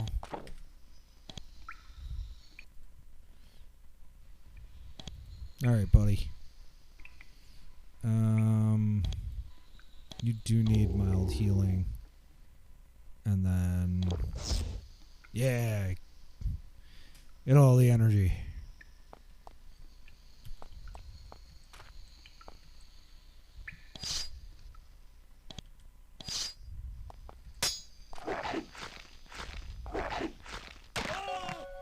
I do love that it's also like, we're gonna one-shot you, man.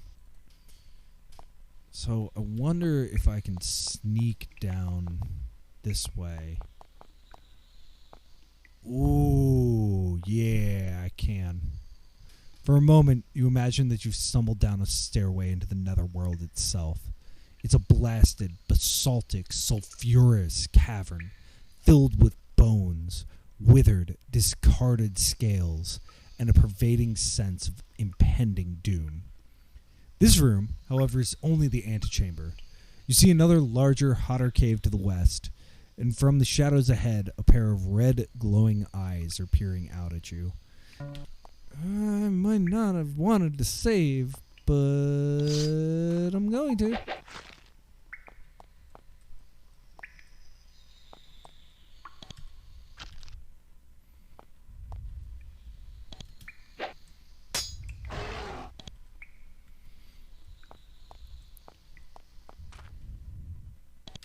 What do we got here? We have a bunch of things that are not mine. We have damaged gloves, which I'm not going to pick up. We have damaged plate mail, which I have better things than. And torn leather armor. So none of that is particularly great. I'm curious what this is. Nothing. Before you is a sight calculated to strike fear into even your trained, battle-hardened Roman soul. A creature out of your nightmares looms above you. It's easily as big as one of Hannibal's war elephants, a towering mass of muscle and meat. However, it's not an elephant.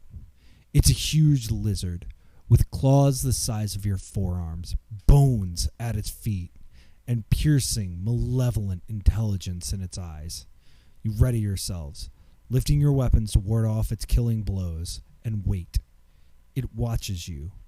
You back away a few steps, hoping for a tactical retreat. It watches silently. Finally, it says in a raspy, tired voice, "Enough of that.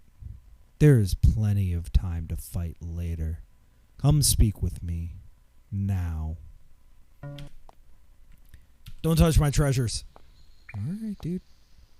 Not here to touch your treasures. What kind of treasures do you have? Javelins? That's alright. Torques? Iron helmets? Alright, let's talk to this dude. Mozanos.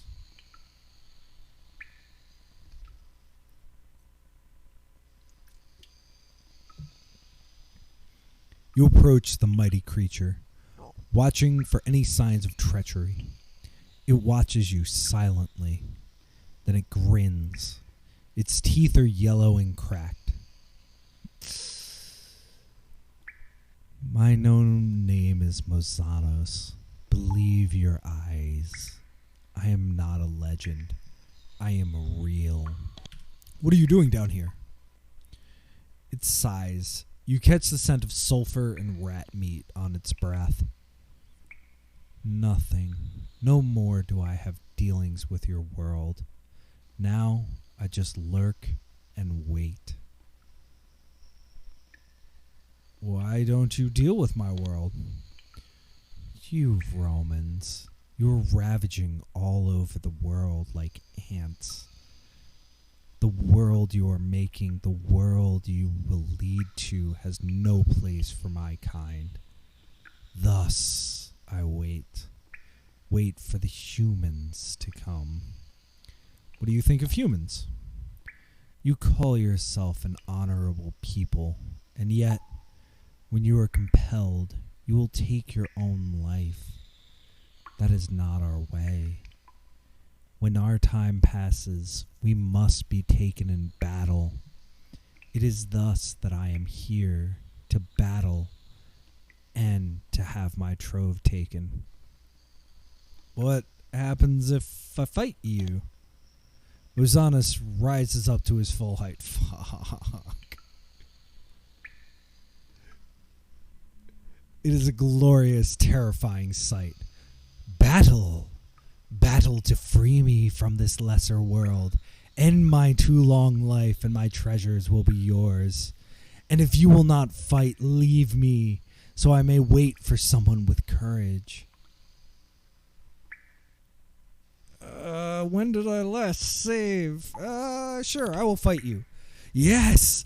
At last, an honorable duel come, intruder. I will eat, or I will end. Either way, it is over at last. Ah, fuck.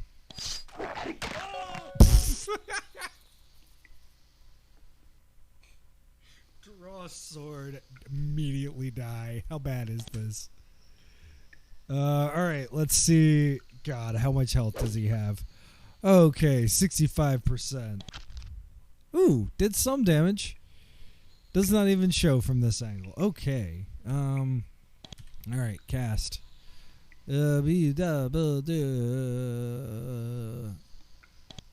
shield this guy. Yes, he's been shielded.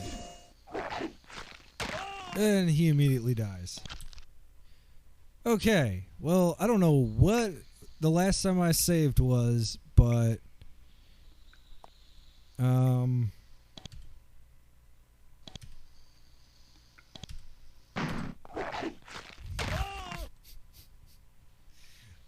so like this is another part of a lot of his games. Yeah, I'm just gonna clear out.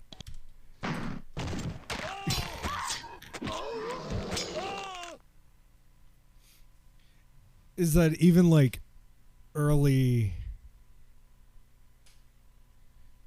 dungeons you might want to come back to later? Well, I died. You'd hope that things would end up better than this. You didn't want to finish up dead in some barbarian isle at the farthest corner of the Empire. Even worse, you were never able to join the burial club back at Shadow Valley Fort. No soldiers come to reclaim your bodies, which end up being picked at by scavengers covered with dust and forever forgotten. Care to try again? Hell yeah. Alright, I'm not going to talk to Bored Dragon as much as I want to. There we go. A for auto map.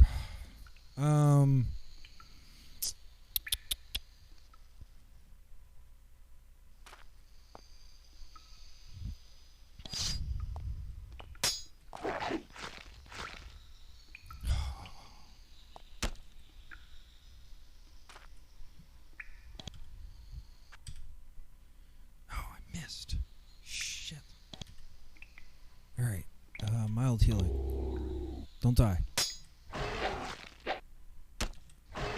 Oh, good job. Alright. Anything cool? No, just bones.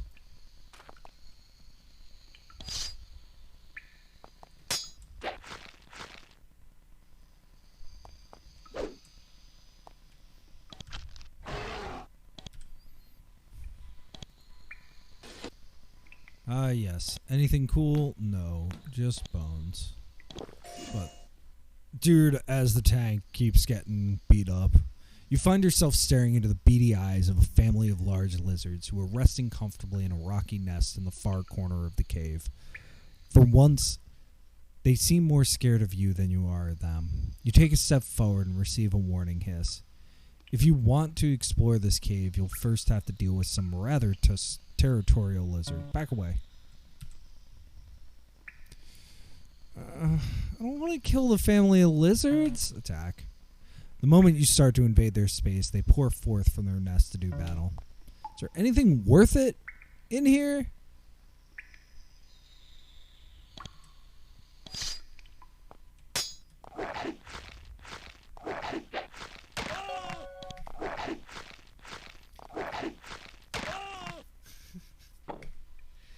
Like, I mean, this is such, like, an important part of, like, Spiderweb software games. Is just, like, straight up, I told you not to, like, go mess with that. Like, these dudes will roll you without shame. And also, like, looking at this auto map, like, there's an entire, like, other half to this downstairs. You're coming back here at some point. I don't need to do this right now. That is me telling this to myself. Oh, wait, but there's the crypts. Okay. Crypt is empty. Its inhabitant must have gone off to do undead things. This crypt is empty. Nice. As you get close to one of the crypts, you hear a hissing sound behind you. As you look behind you, some of the bones on the floor begin to move. Uh-oh.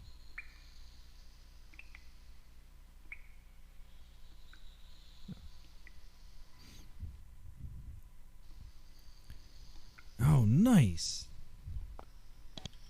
Alright, well, they're pretty slow. No. Okay. I can't keep spawning things. Please just die quick. Oh god, they're really strong. And they drain experience. Oh, this is bad news.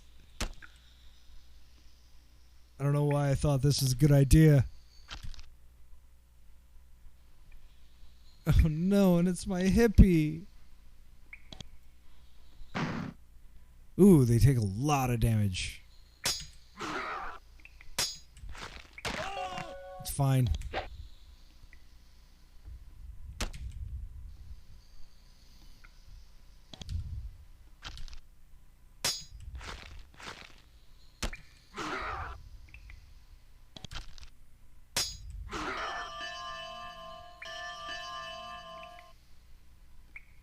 Oh, it was a white.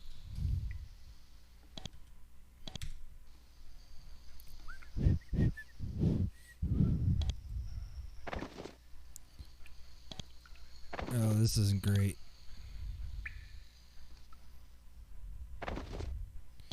All right, let's load a game. Let's take them on one by one.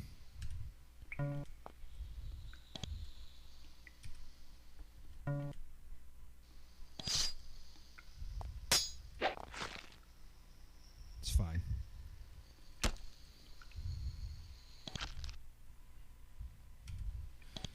Just not having my one spellcaster dying is probably wise. Battle Rage.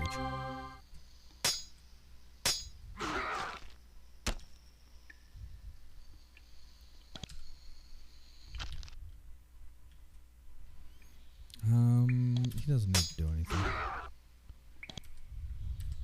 Alright, that could have gone worse. Let's get the other two out.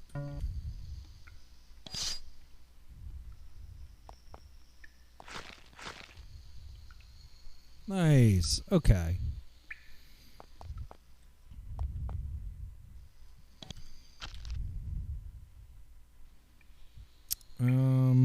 He, however, needs to heal himself.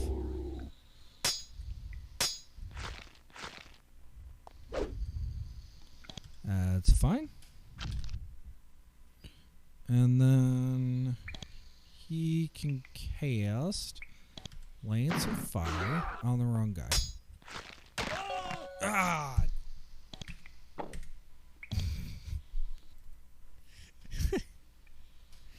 Viciously save scumming. I said I'd do only one save file, but absolutely, if I die, I'm not. This is too early to be dying. Ooh, ooh. Got some good damage in there. See, now, why wasn't every other battle like that?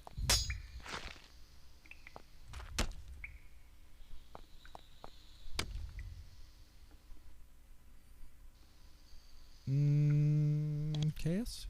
Mild healing?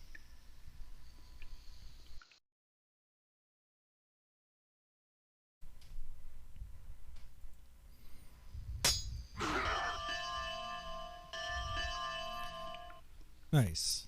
Alright. And save. So everybody's in good shape. Everybody's in good shape. The crypt is empty as its resident attacked you very recently.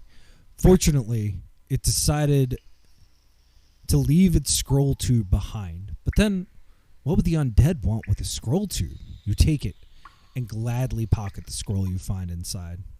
Searching further, you also find a few coins under a scrap of burial shroud. Waste not, want not. Scroll ravage life. Ooh. Ooh, yeah. I don't know what ravage life does, but I like it. You open the crypt and find the skeleton of a goblin chief. Fortunately, it neglects to get up and attack you. Its cloak and clothes are rotten. Its gold ring, however, is invitingly intact. You take it. Ooh, it's a resistance ring. Resistance to what? Everything. Boyo could use that.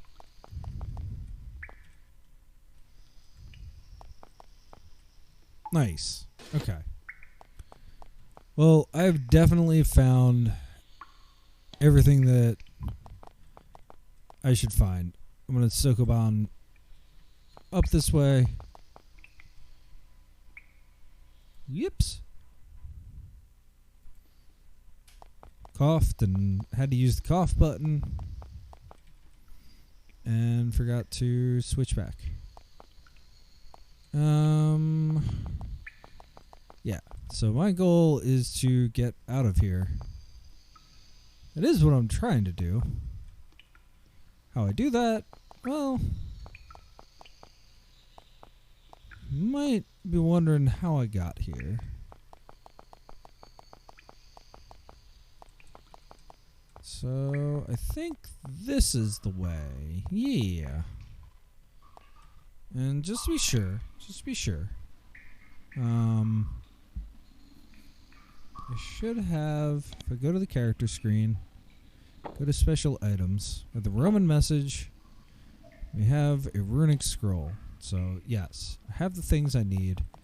I just need to get the heck out of here and move ahead with the plot. But, I mean, this is also like a great introduction to Spiderweb software games. So, I mean, we've been playing for just under 2.5 hours. And we have not 100%ed by any means the initial dungeon. Oh, fuck. You approach the exit from the mines, your prize finally in hand.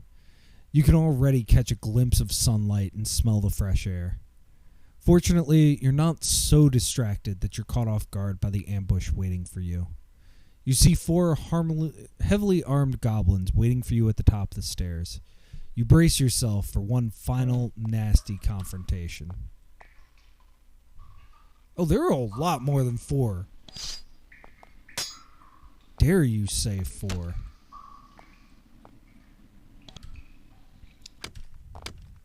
Oh, God. Poor buddy.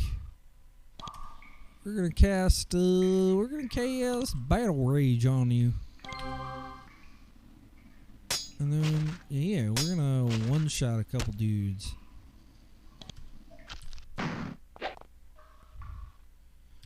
And then we're gonna cast Mild Healing on you. And you'll see that, like, I'm not using the mouse much. These are pretty old style games. And it's just way faster to use the keyboard.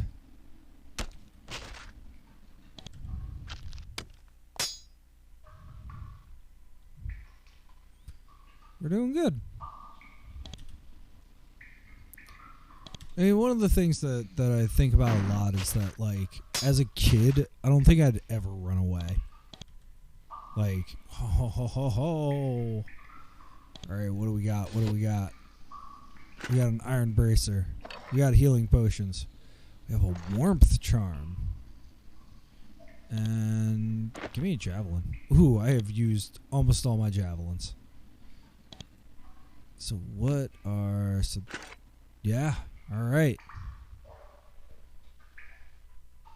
And then Warmth Charm. 20% resistance to cold. What happened to my other charm? Didn't I have another charm? Did I throw that away? Oh no, my hippie's wearing it. Yeah, sure, cold resistance, why not? Alright. Let's head back. As you explore the vale, you notice a wolf nearby. It watches you silently. It's not unusual to encounter a wolf in the wild. They generally know well enough to shy away from a well-armed Roman soldier. But this wolf is different. It immediately bares its teeth and attacks, happily accepting death in return for the chance to cause you pain. It's just one wolf.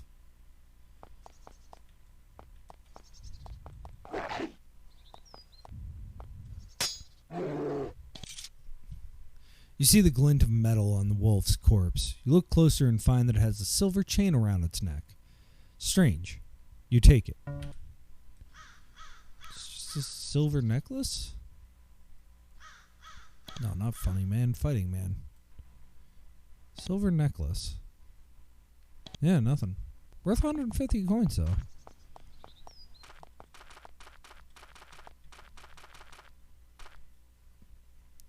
There's a small group of Roman soldiers patrolling the land surrounding the fort.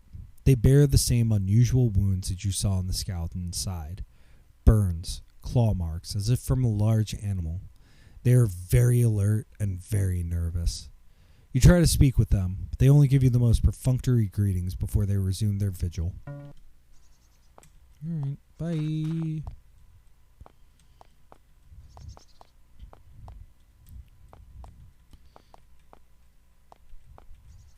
So let's take a quick look. What else is there's something to the southeast. What happens if we go that way? Oh, it's nighttime. Oh shit. Oh, ooh. Little tiny town. Someone has set themselves up a nice little shack here. Well, a bit more of a hovel. It's a crude home made of wattle and daub, with few, even cruder storage sheds nearby. Whoever lives here doesn't plan to be here long. Outside the little house, a scrawny horse picks at the grass, and a wooden cart collects mold and bird droppings. A thin trail of smoke emerges from a hole in the roof. Someone must be home. Yeah, no, we're Romans. Enter. You knock on one of the moldy logs that makes up the doorway, and soon a man pokes his head outside.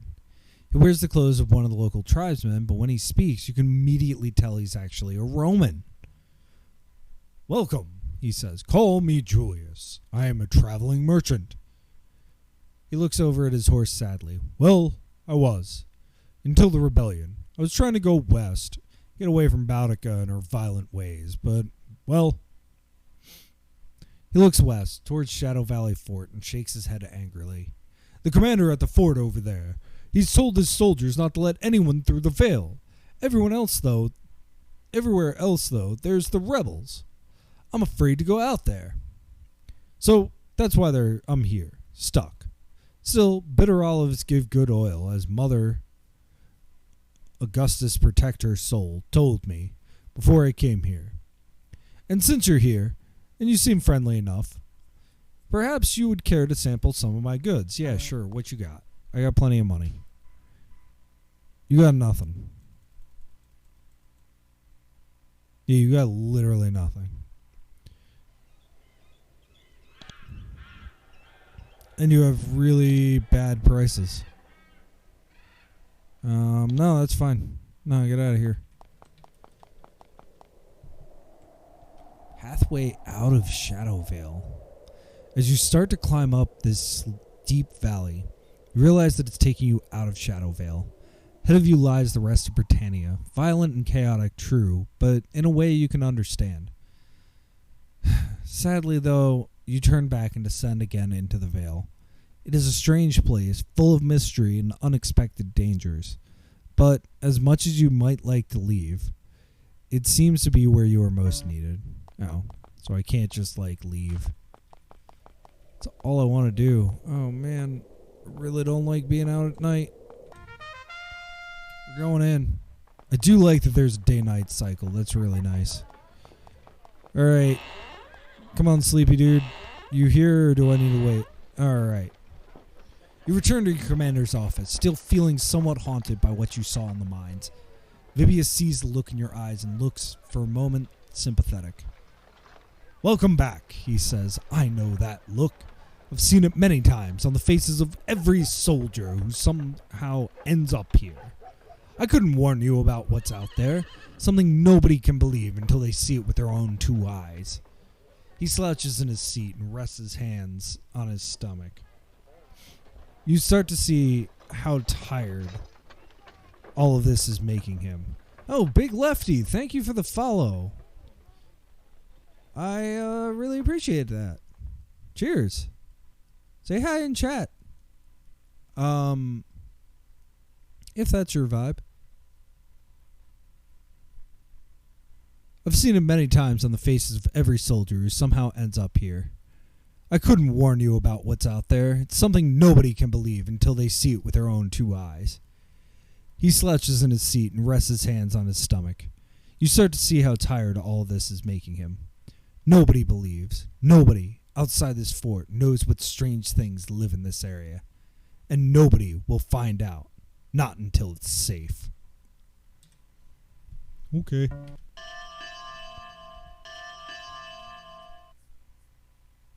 Bunch of people got level ups.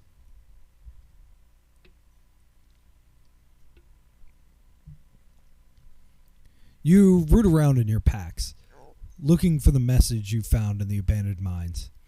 It's stained with a bit of blood, probably yours, but it's still intact. Vibius, delighted, tears it from your hands. Might as well be alone in this room. So intently does Vibius stare at the pages. The writing is in some sort of code. This doesn't slow him down at all. You wait for an hour as he reads the document and reads it again and thinks. Finally, he turns back to you. Interesting, worrying, and interesting. Our friends in the village of Nethergate seem to have a little bit more than just sensible obedience to Rome on their minds. What? We aren't sure, but it bears investigation. He motions you forward. Takes a pouch out of his desk and gives it to you. Money. To purchase supplies and training. You will need them. Now, go in. Speak with me. There is another task you must perform. There's still much we need to know. You have had a taste of the strangeness that lives in Shadowvale. Now you must descend and drink deep. Hey. You all gain experience. Fighting Man is now level 4. So we got... What did we get? We got 4 levels each in that run. That's pretty good. That's just where everybody eats. That's the records room.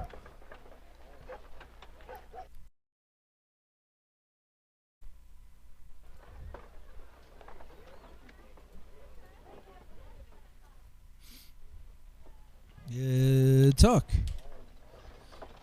Tribunus Militium Vibius Valerius Rufus, commander of Shadow Valley Fort, sits in his office and studies its papyrus maps and scrolls.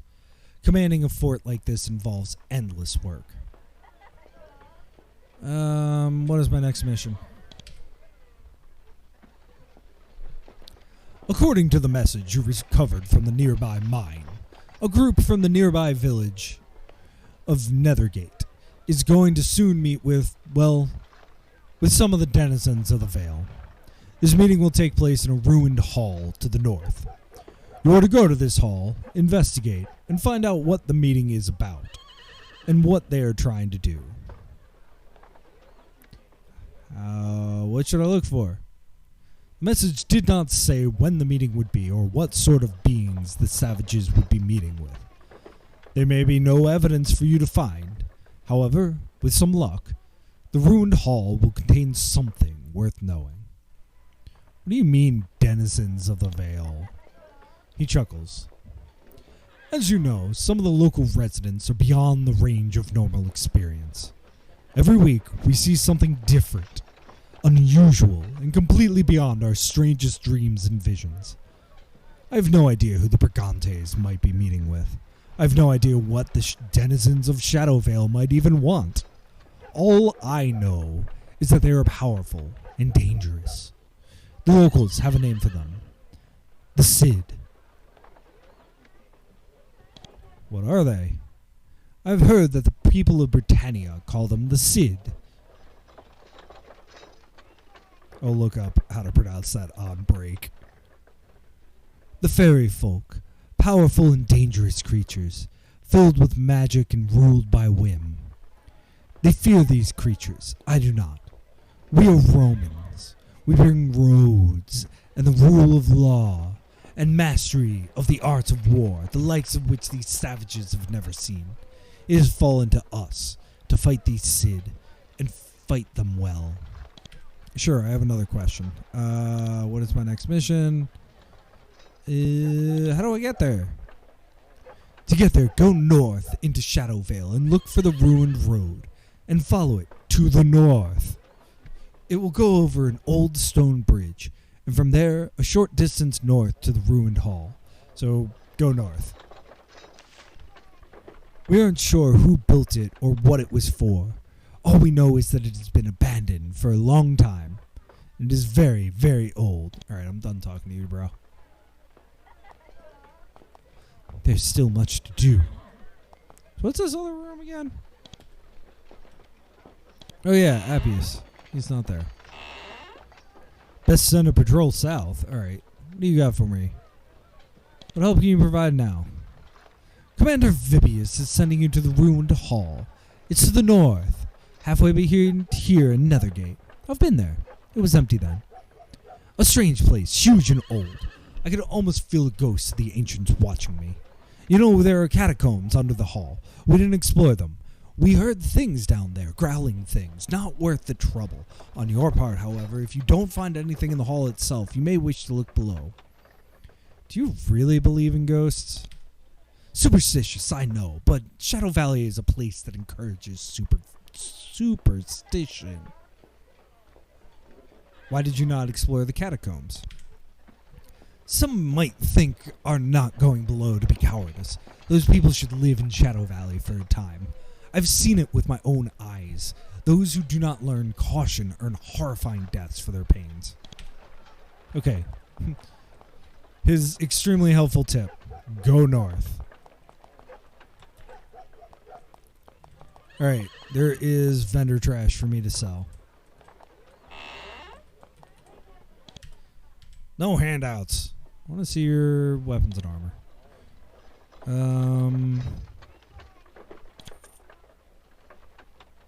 Yes, well.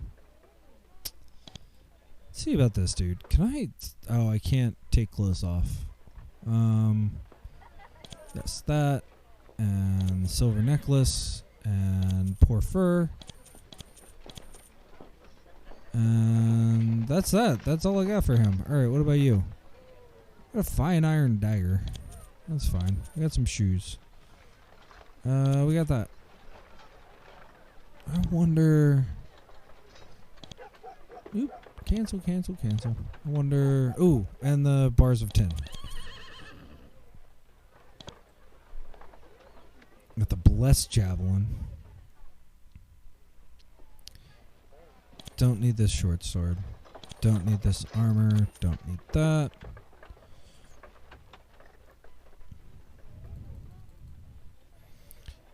And he just has food. Okay. What else do we need? We have an iron shield.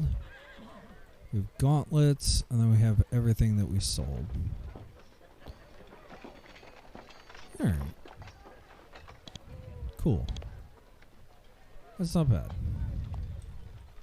No, leave that door alone. Alright, let's see if I can't find someone to train with. So I'm curious how the level up actually works. What happens if I just hit train? I have 15 skill points.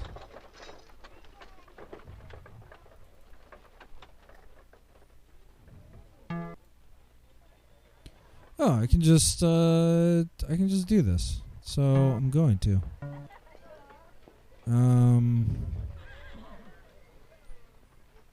No, I'm gonna. Yeah. So what do we have here? We have armor use. So obviously the most interesting thing in the world is watching somebody leveling up characters.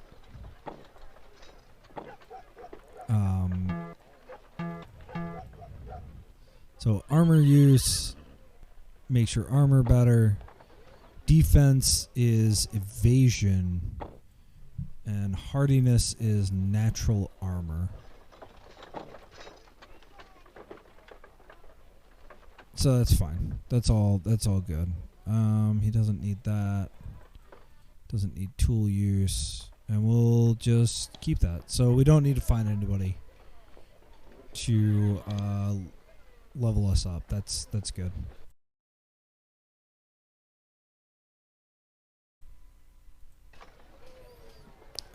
Okay.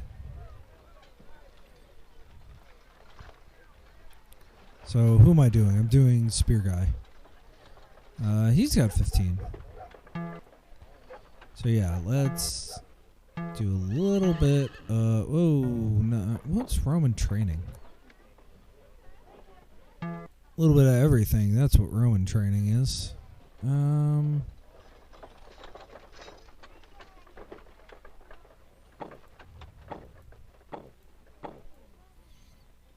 Nah, let's.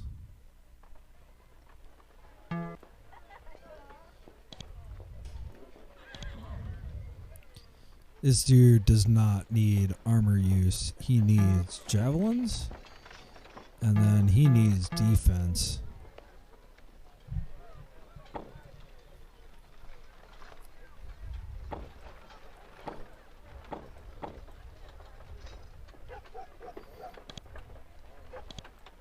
Oh, he's got 3 more. Yeah, Roman training.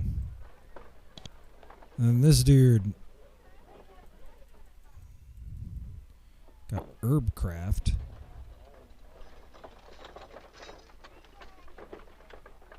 Let's work on herb craft a little. Let's work on first aid a little.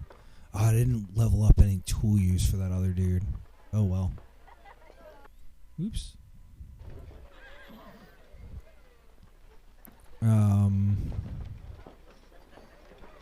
Let's do so.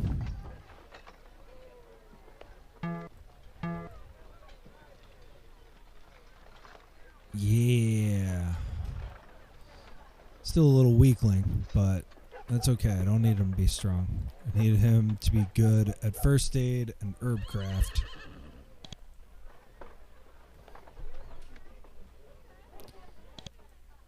So this says, is there, oh, well. Yeah, let's give him 1 point in javelin. And then he's got 1. I really wish I had thought that through a little bit better, but I need him more. No. I'll just save that. I am looking for things. Do these people get, like, names? No. Roman soldier. I just remember we found that one random person. More meat! You enter the valetudinarium, where wounded soldiers come to expose themselves to the harsh ministrations of Roman medicine.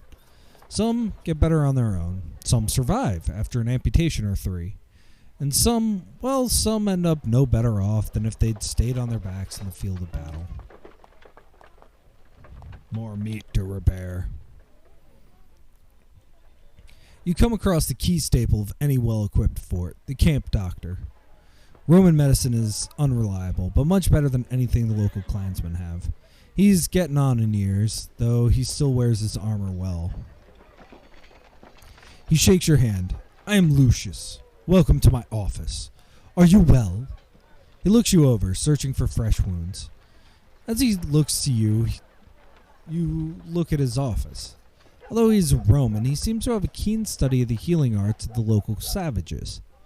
Bundles of strange herbs and bottles of peculiar goo covered the shelves along the walls. You are the doctor of this fort? I am. I can heal you if you need it. He sighs. Which you probably will. People keep getting wounded around here. As if I don't have other duties. Sounds like this personally offends him. Lucius has studied the more exotic healing arts of the Shadow Vale. He's capable of healing even the most devastated character. After your adventures, visit him if someone has a nasty case of the deadness. What are your other duties? Well, I'm not just a doctor. I'm a soldier. I have all the responsibilities that come with my rank. You lumps of meat tend to forget that. That's all I can do, just dealing with the things I see going on patrol. He sighs. A soldier's life. It has its points, but I'm starting to get tired. Why are you tired? He chuckles. You're young. You don't understand yet. You have the girls. But as you get on in years, you start to miss having a hearth, a home, a common law wife, and a few acres of grain. That's what I want now. Will I get it? He shakes his head sadly. I don't know, but I hope. What things have you seen on patrol? He suddenly looks nervous. Like many of the men in this fortress, he seems hesitant about speaking with you. He says in a flat voice, there are rogue natives about, and wolves. It can be dangerous, and the terrain is rough. Tired. Patrol makes me tired. I'm sure you know how it is. He smiles weakly. That's all for now, thanks. I'm sorry you're having an existential crisis. Bye. Yes. Yes, I do. They were Herbcraft scrolls. Sorry, I didn't actually read it. These scrolls tell you more than you ever wanted to know about the local mosses, lichens, shrubs, trees, and other plants, accumulated slowly by Roman surgeons on Britannia over the last few decades. Most of it is too detailed and esoteric for you to benefit from, but you do learn of several healing herbs that may be of use. You now know how to make healing draft. To make this potion, you need healing herbs. That's fine. That is totally fine. Bro. Let's make some healing herbs. Make a potion. Oh, man, I can make stuff now. All right, what inventory you got? Yeah, make. 84% chance. Let's try again. Yeah.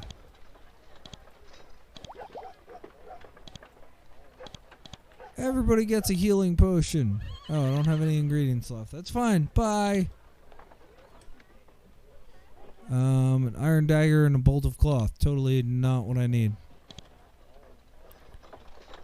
Healing herbs. Also not what I need. Well, I do, but give those 2 to him. So he's got 2. He's got 2 and the haste. He's got 2. Oh, right. That's what I was going to do. So 20% damage versus, what, 10%? I actually don't need that. Okay. Where's my lucky scalpel?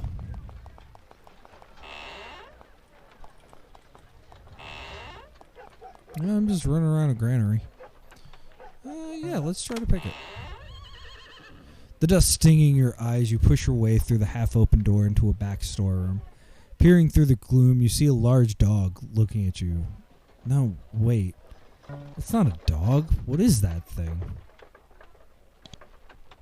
If it's not, it's a hostile oh, it is gonna, it's like if it's not gonna attack me, I'm not gonna attack it. It's a rat. Oh, what do we got? Coins. I'll take 15 coins. That was fun. Just a room. Ooh, I could use company. Vibius keeps me here. Centurion Manicus. You've encountered one of your superiors. This centurion turns to speak with you. He's short, but built like a marble pillar, and a rough scar runs from his forehead to his chin.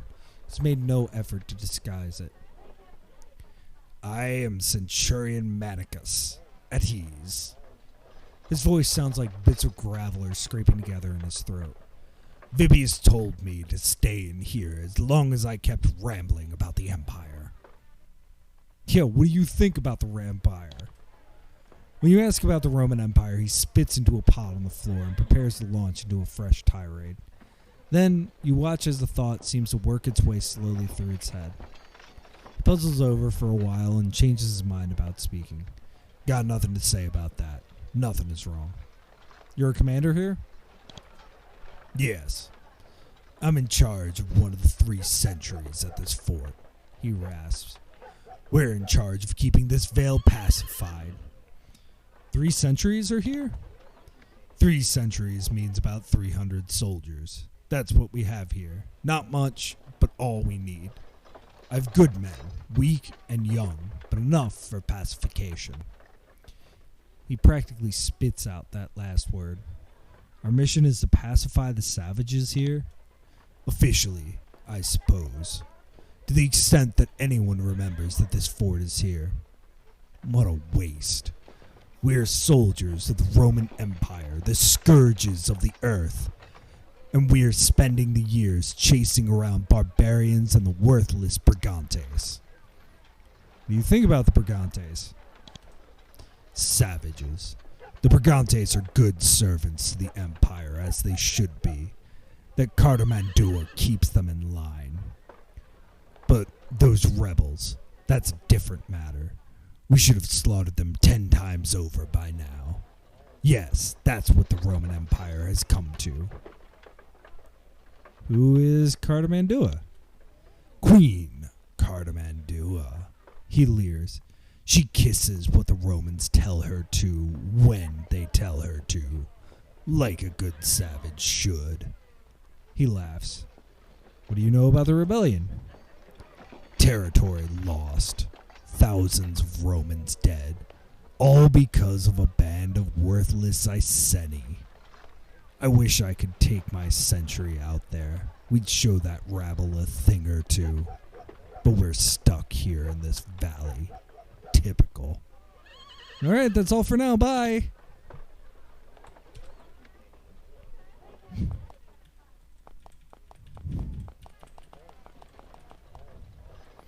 What do we got? We got a door with we got doors with things on them. Oh no. We've been here. That's the storeroom. Can I sleep? You return to your chambers. They're very nice. Clean floor, comfortable beds, the amazing luxury of stone walls and a roof. Whatever else you can say about your situation, this is one nice fort. Your beds are still here, promising a nice long rest. An experienced campaigner makes sure to grab rest whenever it's possible. Do you sleep? You ever sleep? Yes. Alright, I slept. So I'm going to save. It's been 3 hours straight. I'm going to take my streamer union break. If that's cool. And we'll see you in 10 minutes.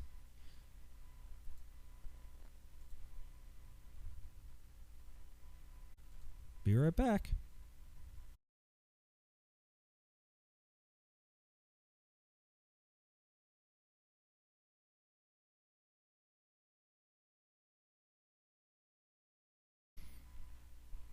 Sorry about that, y'all.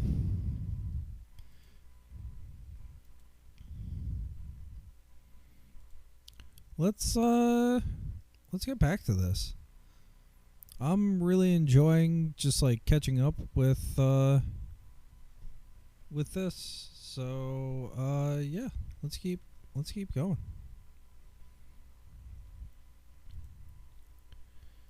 Gameplay.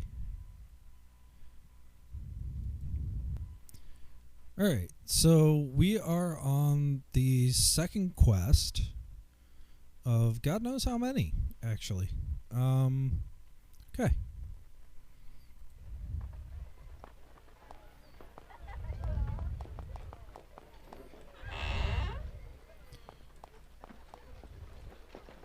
So what haven't we seen? We haven't seen this building.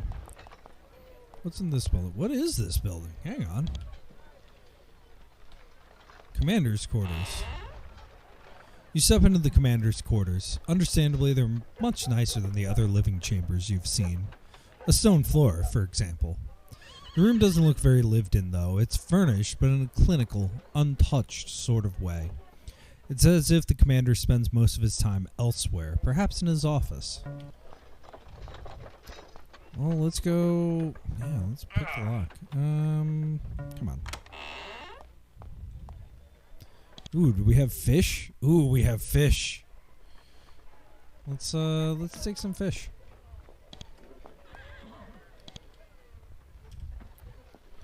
We get a cloak. It's a clean boy. Oh, skill too low. Well, Great Augustus, don't let me drop it.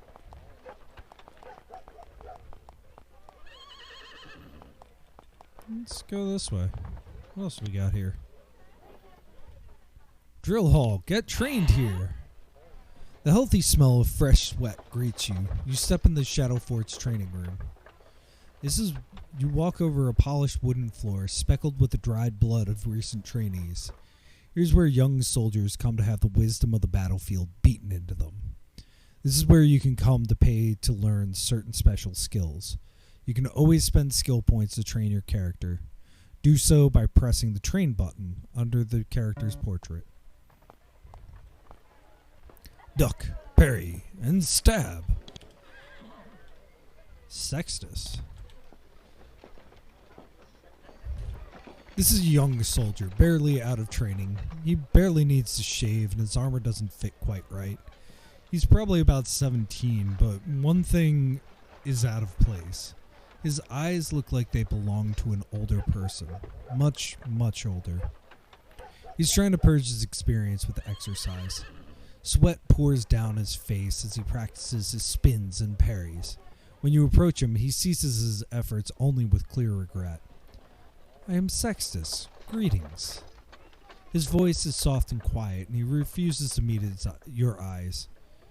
He looks tired. What is your rank? I am just a Velite. That's practically the lowest grade of soldier, not even allowed to march in formation with the more experienced warriors. I'm recently arrived here from Rome. It's quite a surprise. You have never met anyone from Rome before. The mighty capital of your empire seems impossibly distant. What do you hope to accomplish? I hope to perform well in a local campaign and to make a noble name for myself. His words come slowly and unsteadily. His discomfort at speaking with you is palpable. How was Rome when you left? He seems startled when you ask about Rome. It looks like there's something he wants to say about it, but then he thinks twice. He shrugs and says nothing. That's all for now. Oh wait, no, I want training. I'm trying to get training. I can't train you. I haven't the rank or the skills. Nias is in the next room. Alright. I will share what I know. You easily recognize the grim, hairy demeanor of a centurion concerned about the condition of his troops. Once a soldier is posted to a fort, it takes constant effort and vigilance to keep him in fighting shape. The centurion looks you over with something almost resembling approval. Almost, but not quite. I am Nias. Welcome to the practice hall. I can train you if you need it. What sort of training? I have learned many crafts. I'm always trying to learn more lore so I can share it with my fellows in the region. That is why I enjoy being stationed here. There is unusual lore here, lore that isn't corrupted, that a true Roman can benefit from. And I pay those who would share what they find with me. Hey, you'll pay for lore? Yeah. Most of the barbarians of Britannia don't read or write. Savages. But some of the people in Nethergate can write in some strange runic language. Mostly they record their nonsense tales and legends. Sometimes, however, the writing is more valuable. As you undertake missions for the commander, watch out for scrolls with their savage language and bring them to me. If they contain useful information, I will share them with you. You can understand their writing? No, but Gaius can. He's old and he's getting weak, but he's learned a lot in his years out here. You can usually find him in the mess hall. I have another question. I found one of the scrolls. I will give it to Gaius and see if he can learn something from it. Maybe by the time you find more writings, he will have deciphered it, and we can share in its knowledge. Here's something for your efforts. He gives you 2 potions. Okay, what sort of training? What can you teach me? Ooh, okay. Yes. This dude. What's woodscraft? Helps you avoid outdoor wandering monsters and find herbs. Okay. I don't really need that. And I'm not spending 840 gold.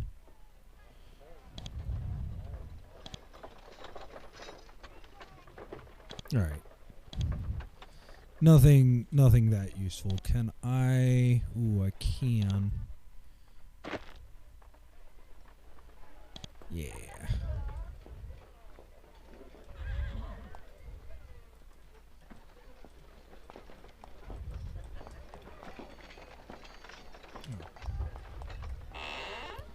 Knowledge is strength.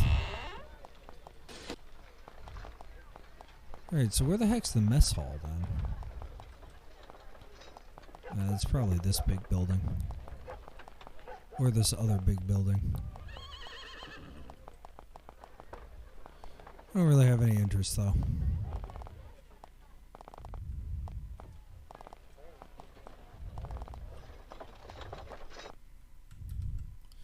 Alright.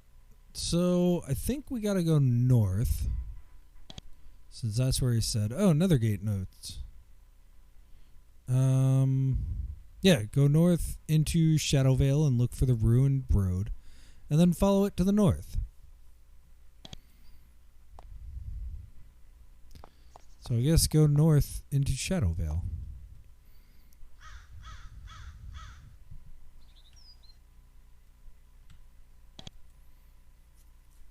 So there's the ruined hall. Okay. So we need to go this way. Past these people. As you begin to descend into Shadowvale, you notice that a Roman patrol is following you. They're keeping a respectful distance, so you're definitely occupying their attention. You slow down a bit to see what's going on. When they get close enough to see you, however, they wave and turn back. They must not have any problem with you being here.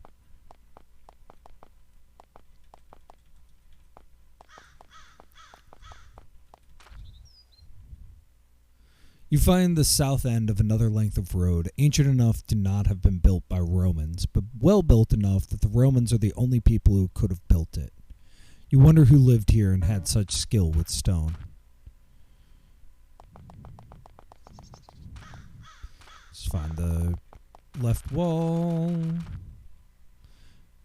As you follow the strange old road, a javelin thuds into the ground in front of you. You look up to the hills to either side of you and see a band of goblins, weapons drawn, ready to pounce. One of them yells, "You destroyed our home! You killed our kin! We claim right of sacred vengeance on you. Make peace with your maker. Having said that, whatever it meant, they charge. Hey, they speak English, though. Well... Whoa, there's a lot of them.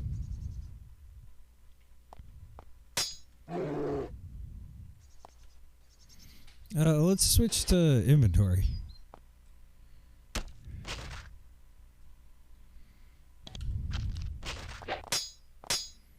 Oh, cool. They're not doing any damage anymore.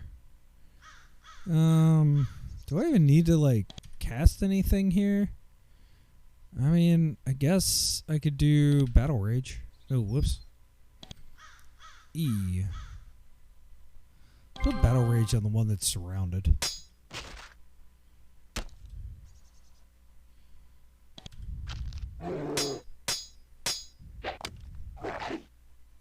Oh, it's so nice to not just immediately die. That dude does need healing.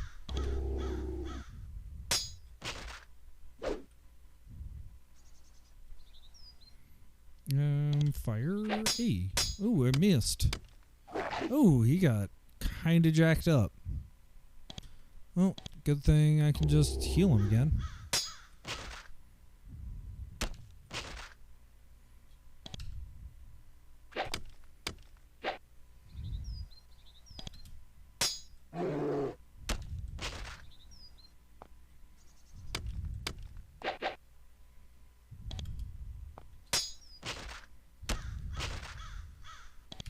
Alright, what can I get? Oh, hey. He needs another javelin. Nothing else, though.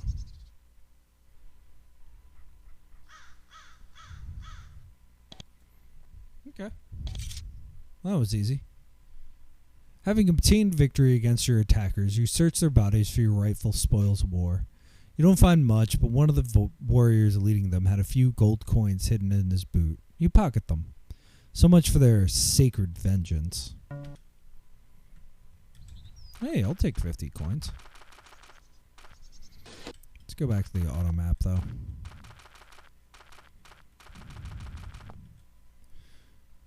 What do we have going on here? We have some goblins. Beware, harmful spirits to the north. Okay.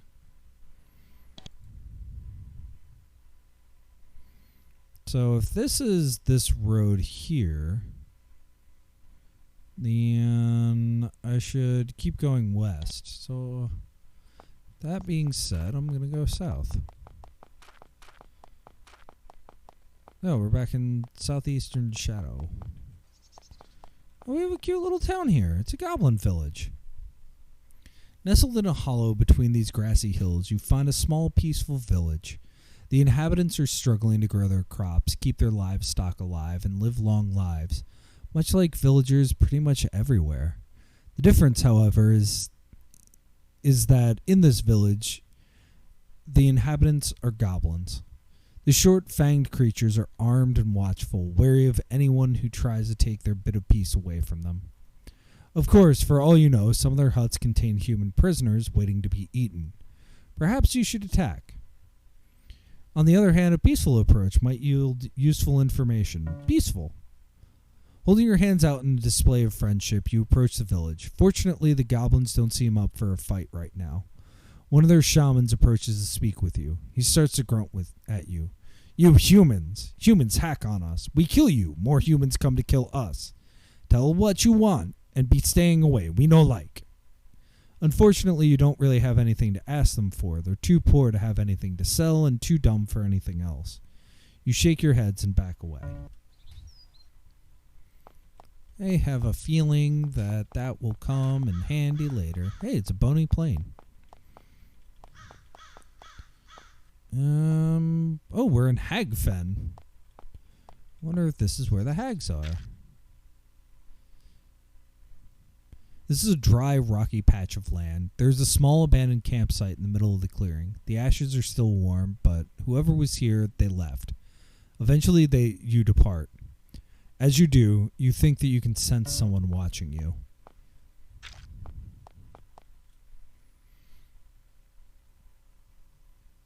Someone has gotten to this hill before you. It's a family of lizards. There's several of them. They're quite large, and they're looking down from the summit at you with their big, beady eyes. Each of them is the size of a large wolf. Things like this are still very unnerving to you. Until recently, you had no idea that creatures like this existed. Now you have to debate whether or not to fight them. Even though you must look like a very tasty morsel to them, they don't attack. Maybe they're smarter lizards, or maybe they're just not hungry. We're going to leave this for now. Well, it's their hill, and they're welcome to it. You back away. I'm going to save. And then attack. Nothing finishes a long day of marching like big slabs of tasty lizard meat. Battle is joined. 7 giant lizards. This might be too many.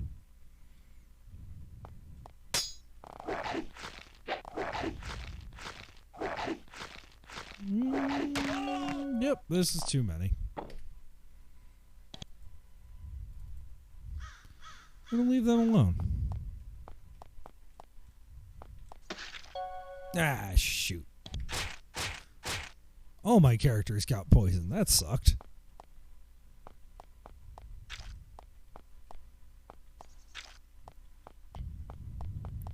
So I don't know if that's a D&D thing or what, but it's always poisoned you to walk through a swamp in like Spiderweb software games. Okay, so I think I want to go that way. The land around here is totally inexplicably dead.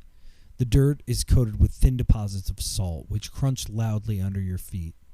No plants live except for a few pitiful marsh weeds, despite the great fecundity of the rest of Shadowvale. Then you see off to the west something which is alive. It looks like an ancient, hunched-over human, thickly wrapped in gray robes. It looks up at you. You think it's an old woman. You can't tell for sure. She's a few 100 feet away. She raises an arm and beckons you forward. You suspect a trap, but the ground between you and her seems safe. Let's approach. You carefully approach, looking all around for any sign of a trap. When you get close, the old woman says in a loud, clear voice, "At last you are here. Approach us. We have much aid for you." Then quickly she fades away. In the span of 3 blinks' time, she is gone.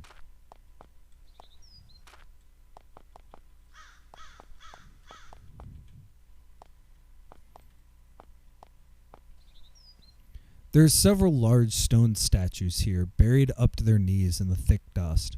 They tilt at peculiar angles, as if they're sinking into the dirt. You thread your way past the faceless stone leviathans.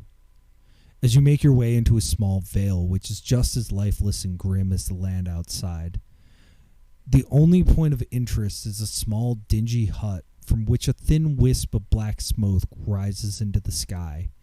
You expected something a little more impressive. Yeah, we're in the Crone Caverns. Great. Nothing in there. Nothing at all to steal. What you see when you step through the curtain is astounding. That is, assuming you haven't gone mad, which is entirely possible. You're at the south end of a huge gallery stretching off into the distance. From the outside, this hut looked like a small, simple affair. On the inside, it's absolutely enormous. How is this possible? You have no idea. At the far end, the gallery opens into a huge chamber. Perhaps you will find answers there. As you start to slip down this side passage, you hear a voice calling to you from the north. "Why, pets? You may wish to be careful down that way. Not all the rooms are safe. Maybe you would be safer in here with us." You look north and see a hunched-over figure shuffling back into the large cavern. Yeah, well, you say that, but... "Prisoner, keep out." A huge wolf has been chained to this rock. It's a massive creature, almost 5 feet high, and you feel fortunate that the chain looks strong and secure. As you watch the wolf, it watches you. Something seems strange about it. It takes a moment to figure out what it is, but soon it comes to you. It's the creature's eyes. The beast doesn't look angry or fierce or hungry. Its eyes are thoughtful and quite sad. Despite its huge claws and massive fangs, the thing seems more pathetic than anything. Of course, this could be a trick, a ruse to get you to come close. Wouldn't be the first creature in Shadowvale who is much more dangerous than it appeared. Approach it! Hoping you aren't doing something incredibly dumb. You step within the radius of the chain. The huge wolf makes no move to attack. You walk up to it. It turns its head, and you can see what's holding the chain in place. It's a small padlock carved entirely of bone. It's a small, pitiful-looking thing. You can't understand how such a huge creature could be held in place by such a tiny lock. The lock looks so weak that you're sure, with a little work with one of your blades, you could break it off with no problem. The wolf doesn't seem dangerous, and it might reward you if you release it. Yeah, destroy it. You soon pay dearly for your attempt. The moment your weapon touches the bone lock, your arm feels as if it's being stung by bees. The invisible swarm spreads, and soon all of you, except the wolf, are writhing and twitching in agony. Soon the swarm passes, leaving you drained, panting, and very, very sore. The lock remains completely undamaged. Ow. The massive wolf is still imprisoned here. When it sees you, it walks forward as far as the chain allows it and turns its head so that you can see the bone padlock. Whimpers slightly. No. I wish. 3 statues have been set up on pedestals here. It's a rather unusual motif. Each is of a Celtic warrior, looking very surprised and fearful, attempting to shield his eyes. You aren't sure if the aesthetics of it appeal to you.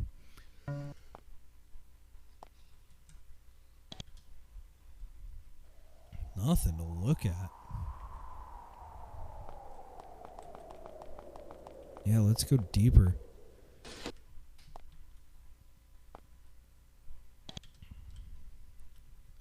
Blessing pool. There's a shallow pool here in a slightly elevated tiled basin. The pool is almost empty. It's barely even damp.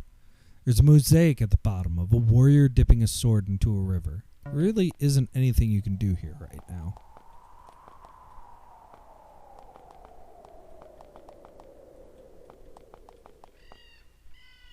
The floor of this cave isn't bare stone as usual, but an intricate and peculiar arrangement of tiles. You look for some sort of sense in it, but you can't find any. There's something white on it. There's a small key sitting on this pedestal. It's carved out of bone. It's very unusual. Nope. I meant to take it. Okay, I've taken it.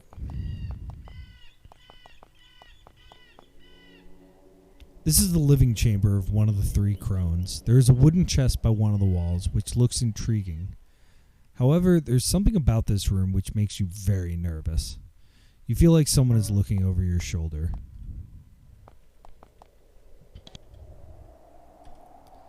This is a small oak chest wrapped with metal bands filled with the promise of gold, jewels, and even more interesting loot.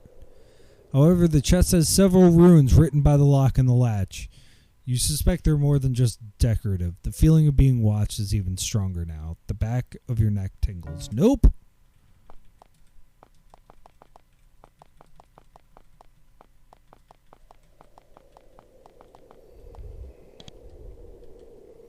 Prisoner, keep out. The body of a huge wolf is chained to this rock. It died recently. The body is very thin, definitely emaciated. It's as if it starved itself to death. Nothing.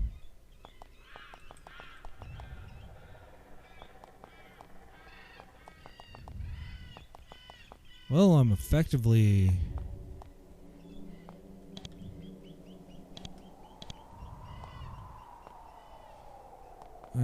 absolutely effectively exploring this. No, okay, it's another Another one of those sleeping chambers or what have you.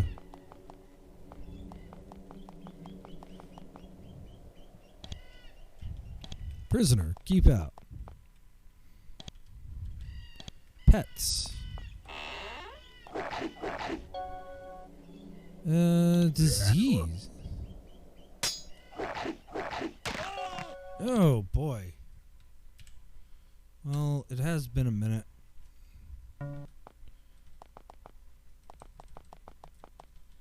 So we're just gonna speed run this. No interest in that box. Oh, underground caverns. Nope. Not gonna do that. I just want to explore all the places I can. The two shallow pools in this cave are filled with frogs, newts, and other amphibians. You wonder if they're pets, food, or just pests. Nothing unusual nearby. Okay. Ooh, steaks. What does this say? Please be careful in here. Valuable specimen. I cannot walk through the magic barrier. That's fine. I have no interest in it, really. So that's the other room. Let me fill in the map.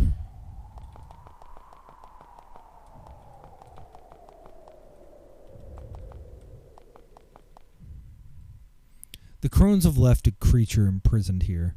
It's an enormous wolf. It's a glorious creature, over 5 feet high, with thick brown fur and sharp, intent eyes. The chain holding it in place is very strong, forged of thick iron links. As you approach, it stands still and watches you. As you get closer, it shies away, as if it's afraid of being hurt. When you're near enough, it turns its head. You can see what's holding the beast in place. The collar is held on by a single pin. The wolf doesn't seem hostile, and it might be thankful for its release. You remove the pin. I save. And then I free it. You reach out and remove the pin. The wolf shakes its head to knock off the collar. Then it rises up and howls lustily. Then it bares its teeth and attacks. As you brace yourself for the enormous wolf's onslaught, you almost think you can hear the laughter of the crones echoing down the halls. Oh god, that's a big wolf. Oh gosh. It does a lot of damage.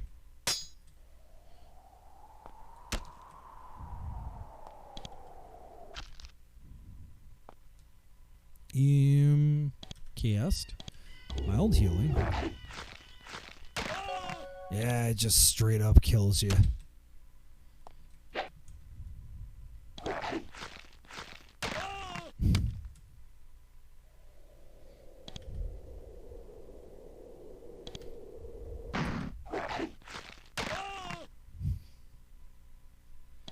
But, oh no, that's not what I wanted. I wanted Lance of Fire. That's it. It just dies and doesn't give you anything. Okay, well, glad I did that. Prisoner keep out. Don't want to go in that room.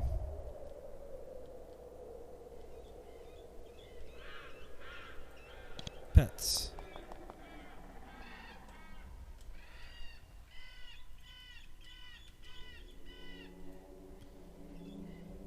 Rewards chamber. I don't know why I lost this. Hang on. Sorry for a second. We're going to save and then quit really quick.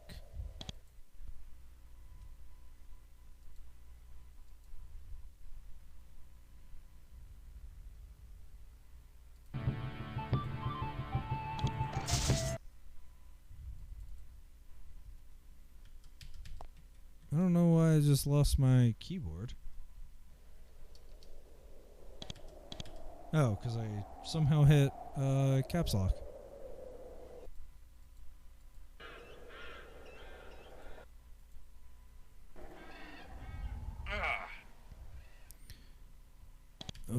Okay.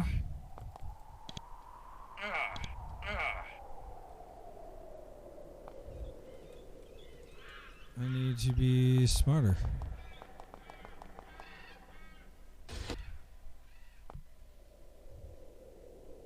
Well, now there's the original one. It whimpers slightly. Yes. The moment the key touches the lock, your arm feels like it's being stung by bees. You drop the key, which disappears the moment it hits the ground. As you nurse your tender arms, you think you can hear the old crones laughing. The wolf looks even more forlorn than ever. It pads to the far side of its cell and lies down. Well, at least I didn't get, actually injured. Knew it. I'm sorry, Basilisk Lair? I'd really rather not. So much vendor trash. Oh man, Basilisk gazes. Fighting man resists.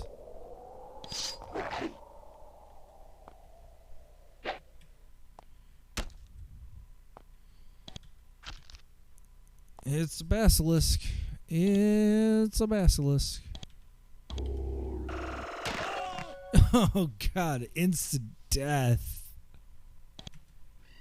It turned to stone. Can I get him though? Not if I miss.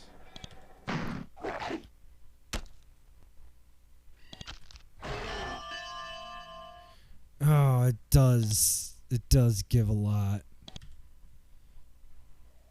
Call spirit, resistance ring. Well, I'm not messing with a basilisk. I'm sorry. There's one other room that I did not go to.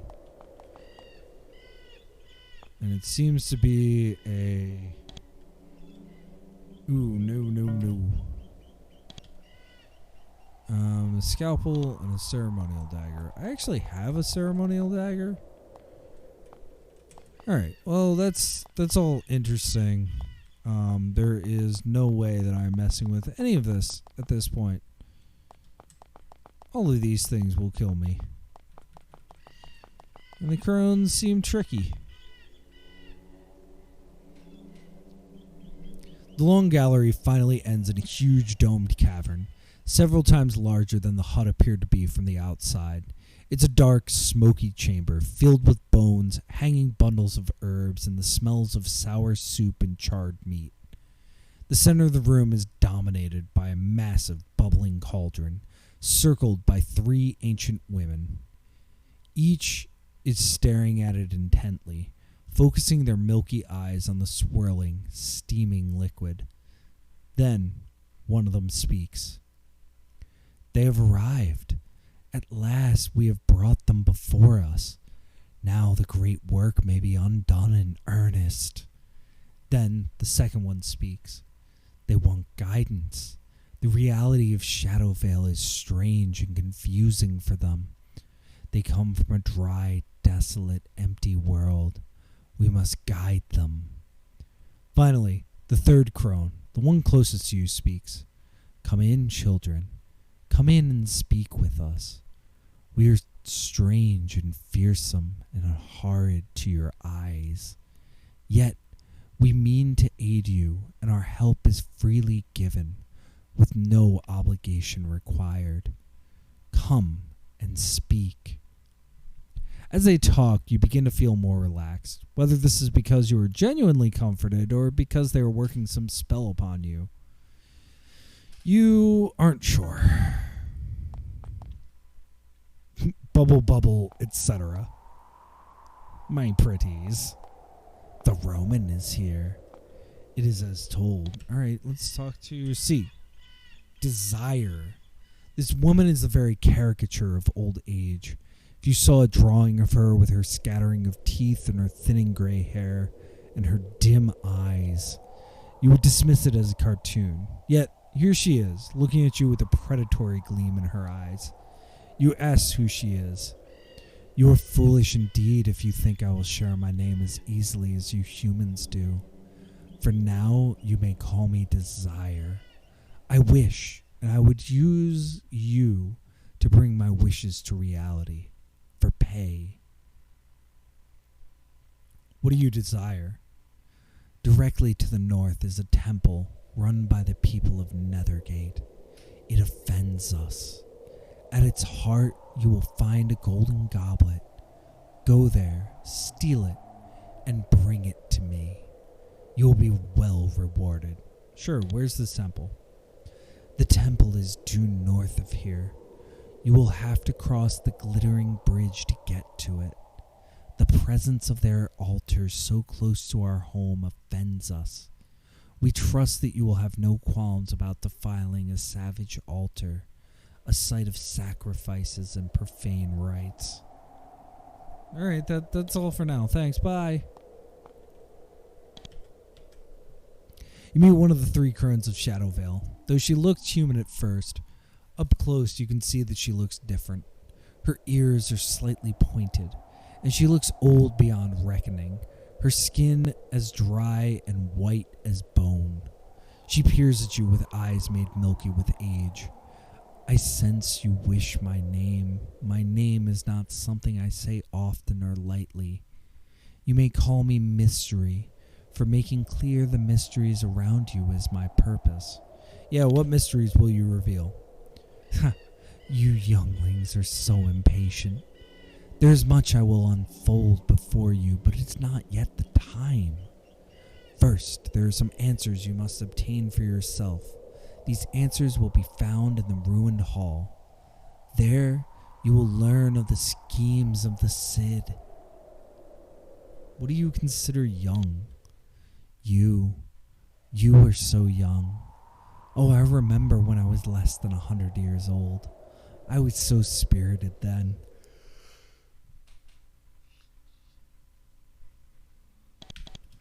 Cool. Yeah, that's all I got.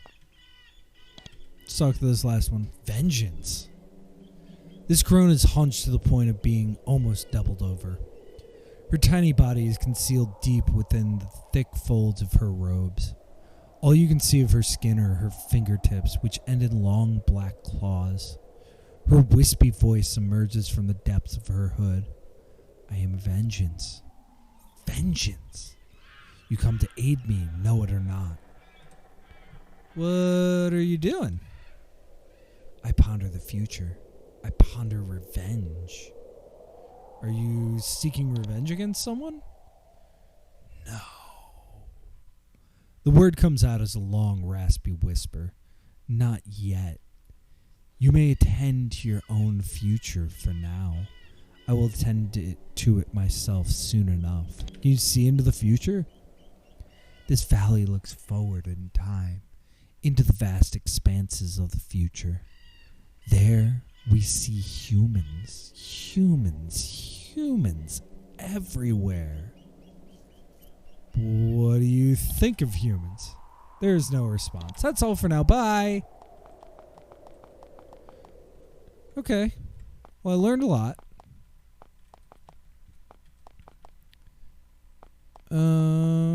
Cool. Yeah, I learned a lot. I need to go directly north from here. And I also need to do the mission that I'm on. Oh, hey. This is a ruined Roman outpost, a small wooden tower built to keep an eye on the area, or perhaps of movements across the river. It's fallen into disuse, though, and is gradually falling apart. For the moment, though, it's a center of activity. It's being held by a small Roman patrol, which is using it to help defend themselves against a rampaging band of goblins. The soldiers have the tower secure, and the goblins are trying to break in. Neither side has seen you. You can help the soldiers defend themselves, or you can just silently slip away. Hey, I'll get some experience. Attack!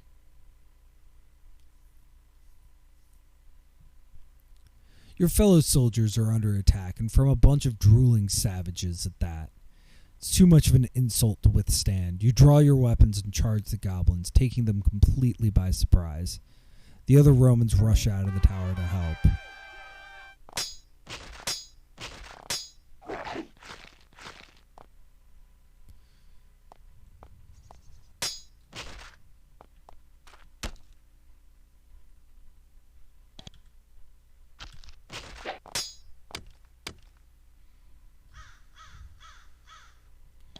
Let's cast Battle Rage.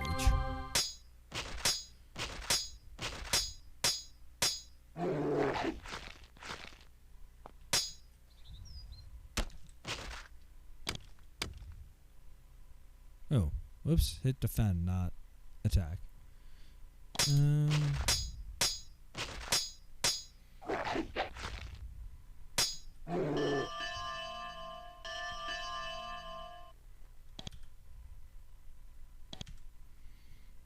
Nothing interesting. After the dust settles, one of the soldiers approaches you. Thank you. Things almost looked a little tight for a moment there. We better head back and take care of our wounded. Soldiers lead, nodding in gratitude as they go.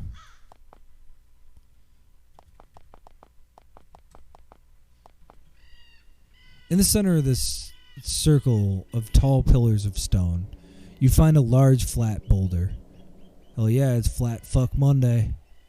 Well, actually, on close inspection, it's not a boulder. Someone has carefully arranged a number of items on it. There's a bundle of feathers, and some carved chips of bone, and some dried meat, and a collection of very many other bits of junk. They've been placed here very, very carefully. It's almost like an altar of some sort, an altar to trash. Makes as little sense as everything else in Shadowvale. You're sort of at a loss for what to do. Wait.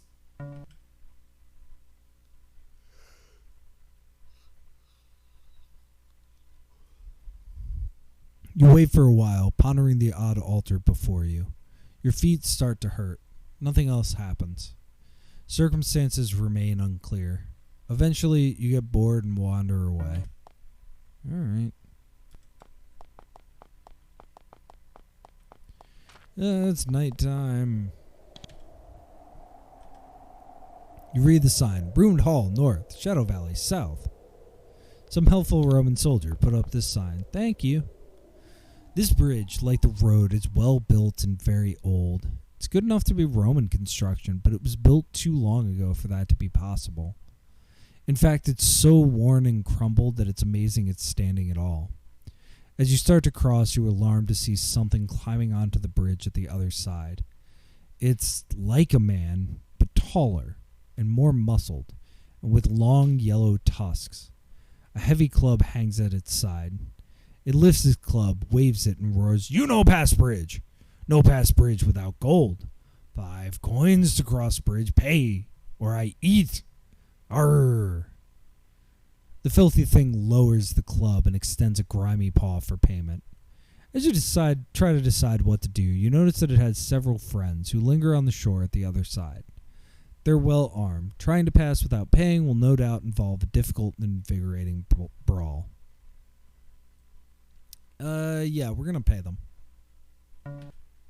It's 5 gold. The humanoids collect the 5 coins and with difficulty count them. Once they're satisfied that you've paid the toll, they let you pass.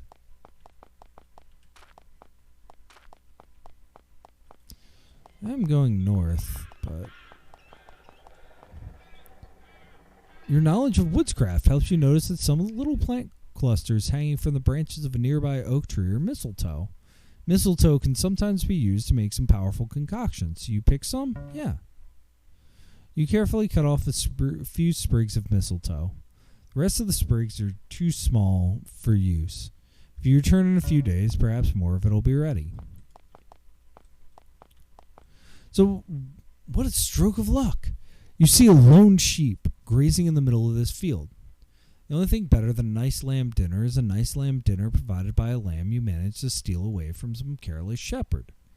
It's just sitting there, waiting for some alert warrior to brain it and eat it up. Chews grass contentedly. Leave the damn lamb alone. So we're near the ruined hall. Wonder if that's the altar I was supposed to, like, desecrate.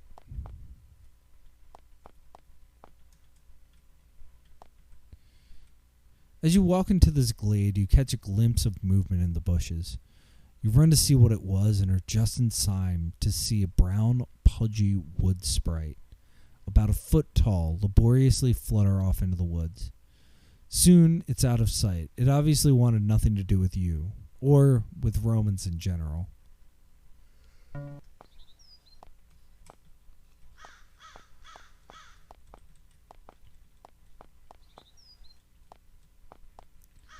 Interesting. Ooh, a little hut. You find a tiny hut. Really, really tiny. 6 feet by 6 feet tiny. There's a tiny bit of light shining out from under the door. So someone must be home, but you can't imagine why anyone would choose to live in such a ridiculously small place. There's the door. It's about 5 feet high, of reasonable size for a human. You could knock on it. Of course, any misanthrope who would live in a wasteland like this, in a shack like this, may not provide the best conversation. Knock on door. You walk up to the door and gently knock. Instantly, the door squeaks open a crack. A squinting eyeball peers out at you, and a bitter, creaky voice emerges from the shadows. Quiet, you! I'm not deaf! Oh, warriors, malcontents, blockheads. That's all I need. Go away, you, and leave me to my peace. You start to turn away, but the hermit says, oh, but wait. I'll let you do something for me. There's too many of you running around. I have a message for you to take. You'll get paid on delivery. Will you take it? Yes. The hermit throws out a grimy papyrus scroll. It rolls up against your foot. Good.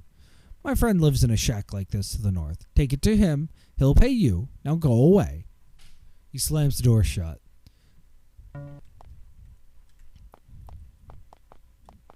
So I don't know what that like trope is referencing. It's definitely not like I've seen that so many times in games. So I'm just not sure what it's all about. You catch movement out of the corner of your eye. It's a ghost trying to crawl up out of the ground. As you draw your weapons, though, 2 insubstantial clawed hands come out of the ground, grab the ghost, and drag it into the dirt. Soon, there's no sign of this spectral presence but a patch of disturbed dirt. Ooh, See, it's disturbed. Once again, the nature of the veil around you suddenly and drastically changes. In a moment, the veil turns from bright and warm and cheery to dark and cold. As if on cue, black clouds march across the sky, turning the light of the sun gray and dim. As you start to turn cold, you notice bones in the lifeless dirt around you. No plants grown here, and while there are pools of water, they're salty and brackish, good for nothing but creating mosquitoes and disease. Looking to the east, you can see the center of the devastation. There is a small hollow in the valley wall which contains a hill. At the top of the hill, you can see 2 massive stone pillars, visible even from here. You can't help but be curious about what's up there. However, if the devastation around you has anything to do with those pillars, it may be the greatest foolhardiness to approach them. They are likely to have powerful defenders. They are. Let's see what kind of powerful defenders. I'm not going to go through that way. There's a small patch of green plants with tiny flowers growing at the base of this twisted dead tree. It's the only living plant that you've seen in this wasteland. Unfortunately, you're too dumb. You notice a small ledge on the cliff above you. There's an old nest sitting on it, formed of mud and sticks. There might be something inside it. However, it's 50 feet up, and there are no convenient handholds which would help you get up there. You probably won't be able to get your way up there the sheer surface, but it couldn't hurt to try too much. No, okay. You only make it about 10 feet before you tumble back down, bruising your backside. After a few more attempts, you give up. If only you had someone with you who could fly up there and look around. If only.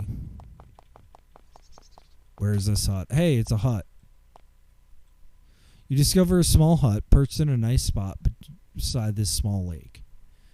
You don't see any signs of someone being home, but someone must live here. The garden by the hut looks well tended.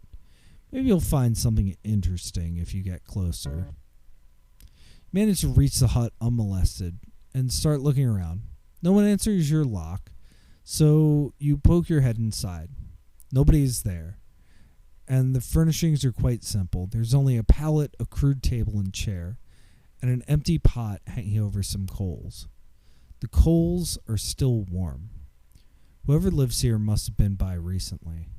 Seeing nothing of interest inside, you examine the garden. It's quite nice. Not only are there some vegetables, but it looks like there's a small patch of herbs as well. You could help yourself, however, it wouldn't be very nice to the occupants. No, we're going to be nice. You manage to resist the temptation to steal the resident blind. You walk away feeling virtuous.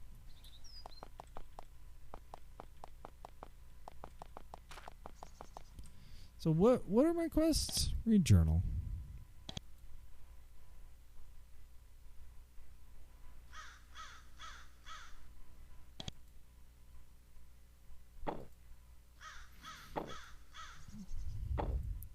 So we have the meeting, that's Vibius. We have Lost Lore, that's Nias. Defile the temple. Travel to a druid temple to the north, ransack it, and return with a golden goblet. And then we have the cranky hermit.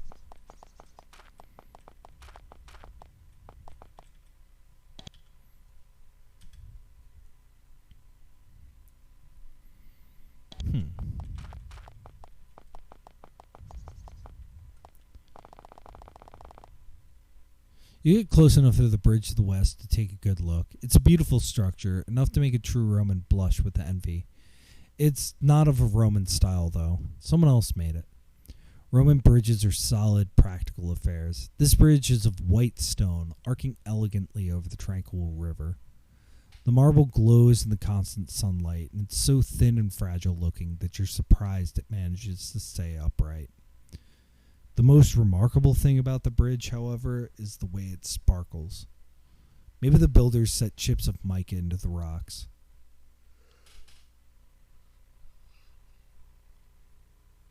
Maybe it's a very high grade of marble. Maybe it's some of the magic that seems to reside in this place. Whatever causes it, the bridge shimmers with a constant flickering of light. It hurts your eyes. And yet the sight is so lovely that you have to pull your head right away. When you do, the shape of the bridge is burnt into your sight. As you shake your head to clear it, you notice a man camped at the side of the road. He must have been watching you for some time. When you notice him, he motions you forward. Yeah, approach. You walk up to him and greet the man, who is just in the process of packing up his camp and moving on. He introduces himself as Manius, one of the many Roman merchants and fortune seekers who have been wandering over the land for decades. You ask him where he's going. He says, I'm heading to Venarium. It's a little village to the east. Ever been there? You shake your hands. Nice little town. Odd people, but a nice little marketplace. I'm going there to get myself a bodyguard. He looks you over. You all look well armed. Travelers need be. These are dangerous times. There are plenty of soldiers of fortune in Venarium. He thinks, you look like you're heading into danger. If you like someone else fighting beside you, you should look in Venarium. He picks up his pack. Now, if you'll excuse me, I'll best be going. He heads off to the west, crossing the sparkling bridge. He doesn't seem to notice how beautiful it is. I mean, I do kind of want someone else. So that's the ruins. I'm kind of looking for this.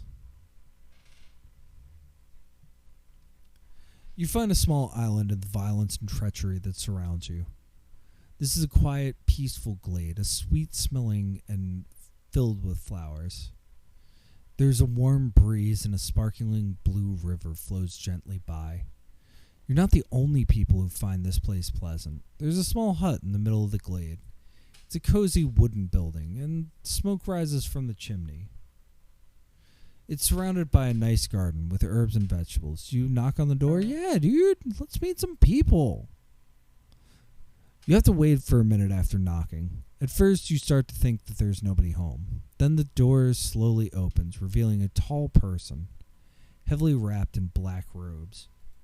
Oh my gosh. I'm sorry, guys.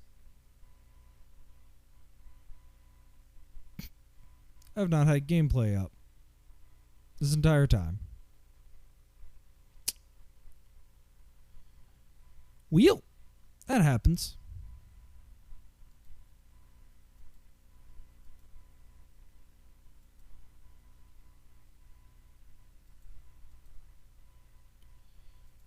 Cool.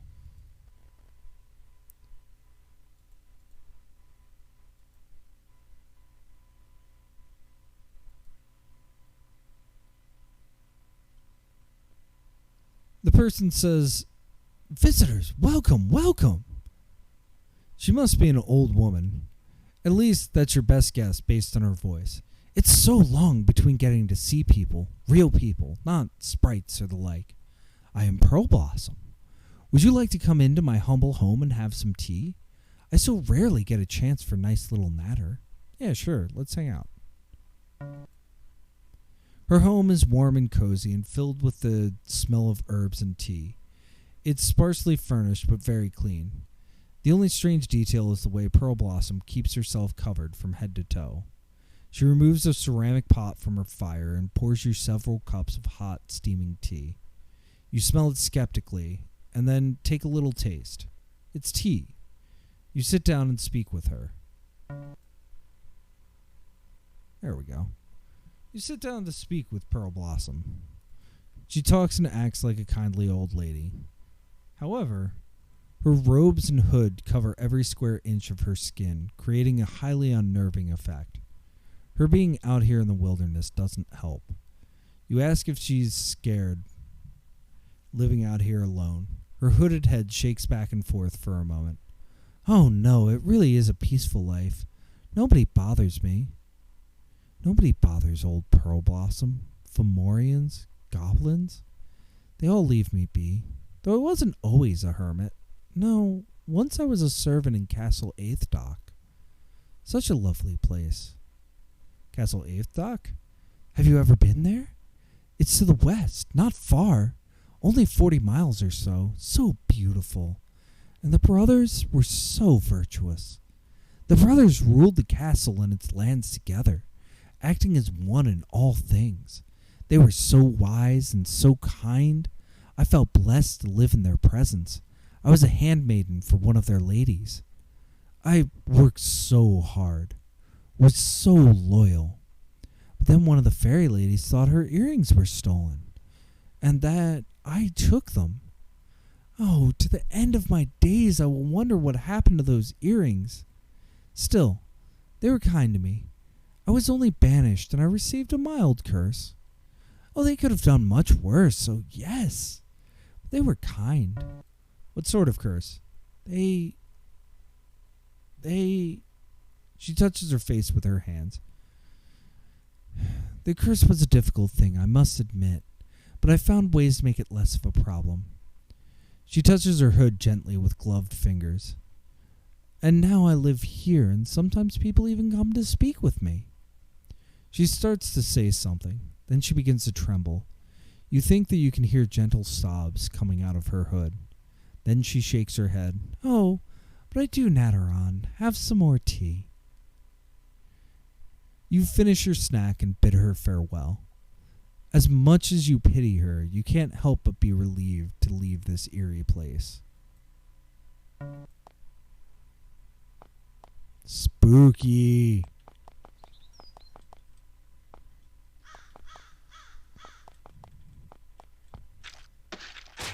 Yeah, we're all poisoned. Ow. There is a small campsite at the top of this hillock. An ancient woman is sitting by the fire. She wears black robes and an eye patch, and she wears a necklace of animal skulls around her neck. She's watching you from a distance. As you look at her, you notice that there are several shadows around her. One is still. That's hers. The others are moving. They flit away from her and then return. Very odd. She could be dangerous. Hell yeah, let's approach her. You approach the crone carefully, waiting for treachery. She idly fingers the rat skulls around her neck as you climb towards her. Finally, she says, "That's far enough. I know you're kind warriors, hired blades, wandering no-goods. I need help." She hobbles down the hill towards you. The shadows stay close to her. "My hut is not far from here. Some goblins, pests. They stole 2 skulls from my garden. The goblins are hiding to the east, but this is as far east as I can go. I need you to go east, find them, and get my skulls back. Answer carefully. I only ask for help once. My pride allows no more." "Yeah, sure, I'll help you." "Excellent," she crows. Then suddenly she lurches forward. Her hand flies up and a clawed thumb runs across your forehead. "Now you are acting in my service." Not sure what's happening, you draw your weapon. "No, fool, I am not harming you. I have marked you. It is harmless, but now you will be able to sense when you are near one of my skulls. When you have both of them, return here and place them on this rock. You will be rewarded. I should punish these goblins horribly. One day I will, if I ever get the chance. For now, though, I simply want my trinkets to be returned to me. That is all. They are to the east. Now go." She waves her hand, and the shadows float close to her, surrounding her, enveloping her. Then they fade, and she is gone. You stumble back, dazed. Even though Shadowvale contains one bizarre encounter after another, nothing you see makes you immune to being shocked by the next supernatural event. Shaking your heads, you walk away, wondering where to look for these skulls. Well, she said to the east.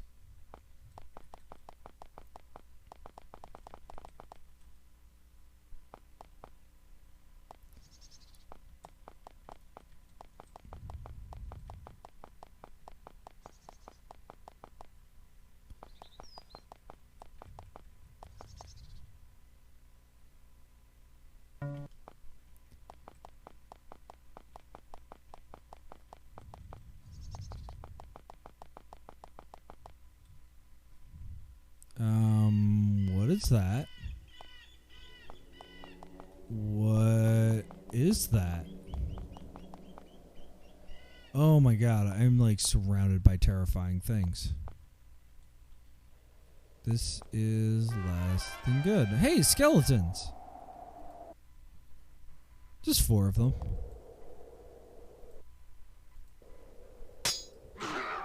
Oh, thank god, they're easy to squish.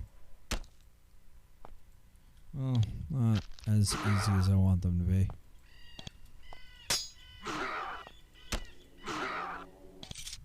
Alright, well, skeletons are easy.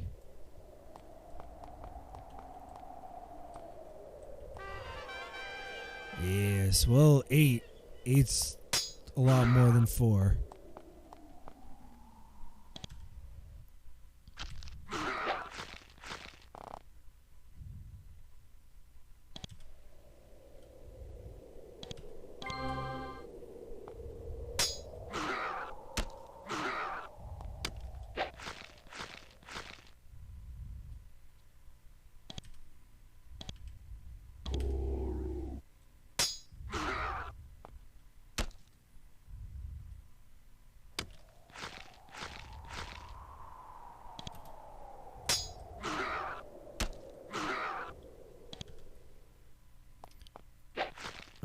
Out of missiles. That's not great.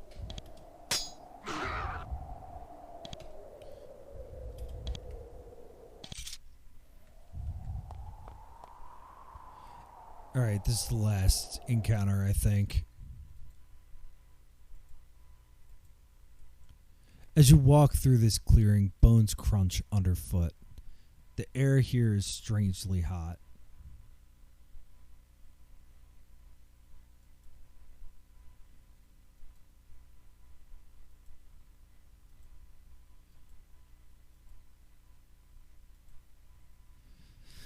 There is a figure standing in the middle of the open area staring at you. Sure, it's a dead person, but that doesn't mean it can't be social. It's a skeletal warrior, wearing tattered armor and bearing a rusty blade. It doesn't seem hostile. Oddly enough, instead it salutes you and waves you closer. Approach it! You approach the skeleton carefully, expecting an ambush at any moment. Pleasantly enough, it's as social as it seemed at a distance. When you get close, it turns and stares at you with an empty eye socket. It's creepy. It begins to talk, a slow, hesitant hissing sound. We have come to the gate. We are prepared to escort to the beyond. It waits for a response from you. You don't really have one to give. Eventually it continues. We are old and weak. My escorts are lost.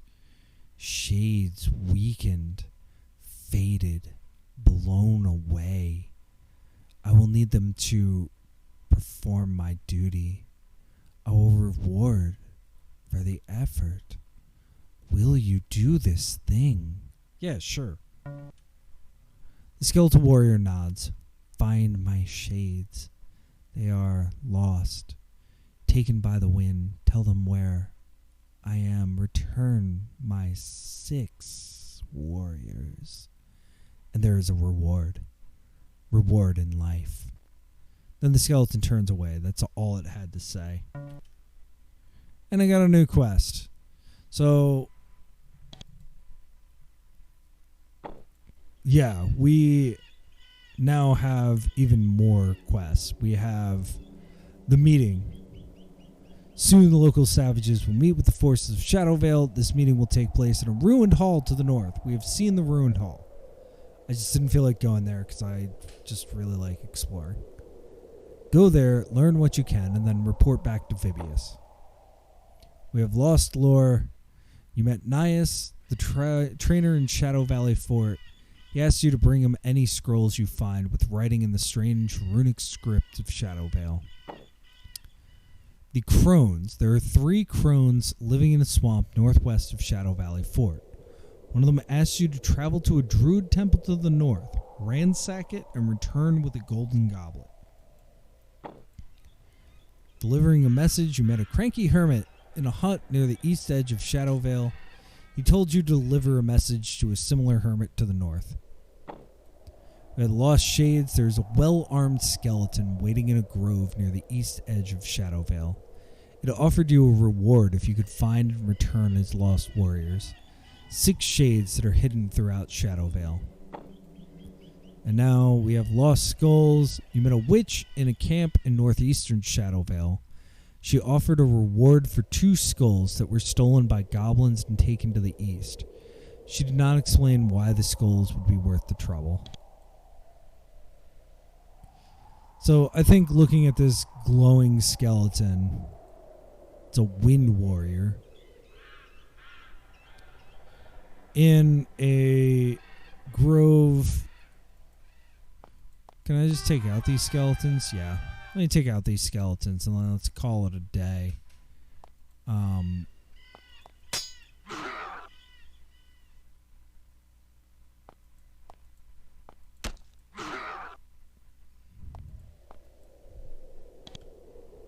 Oh, I have no missiles. That's right. And I really don't want to use up these blessed javelins. Alright.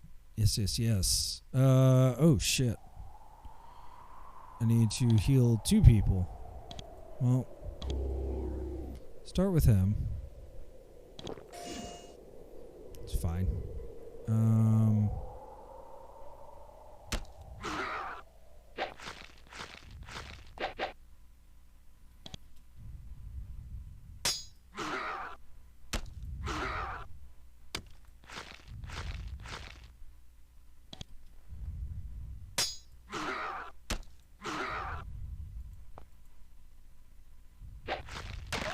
Oh, no. Oh, what was the last time I saved? Oh, right before talking to this guy. Alright, well... No. Let me clear this out.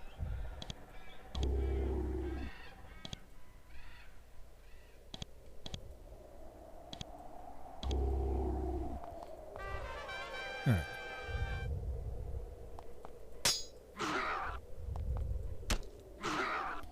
Plus, that was a much better run.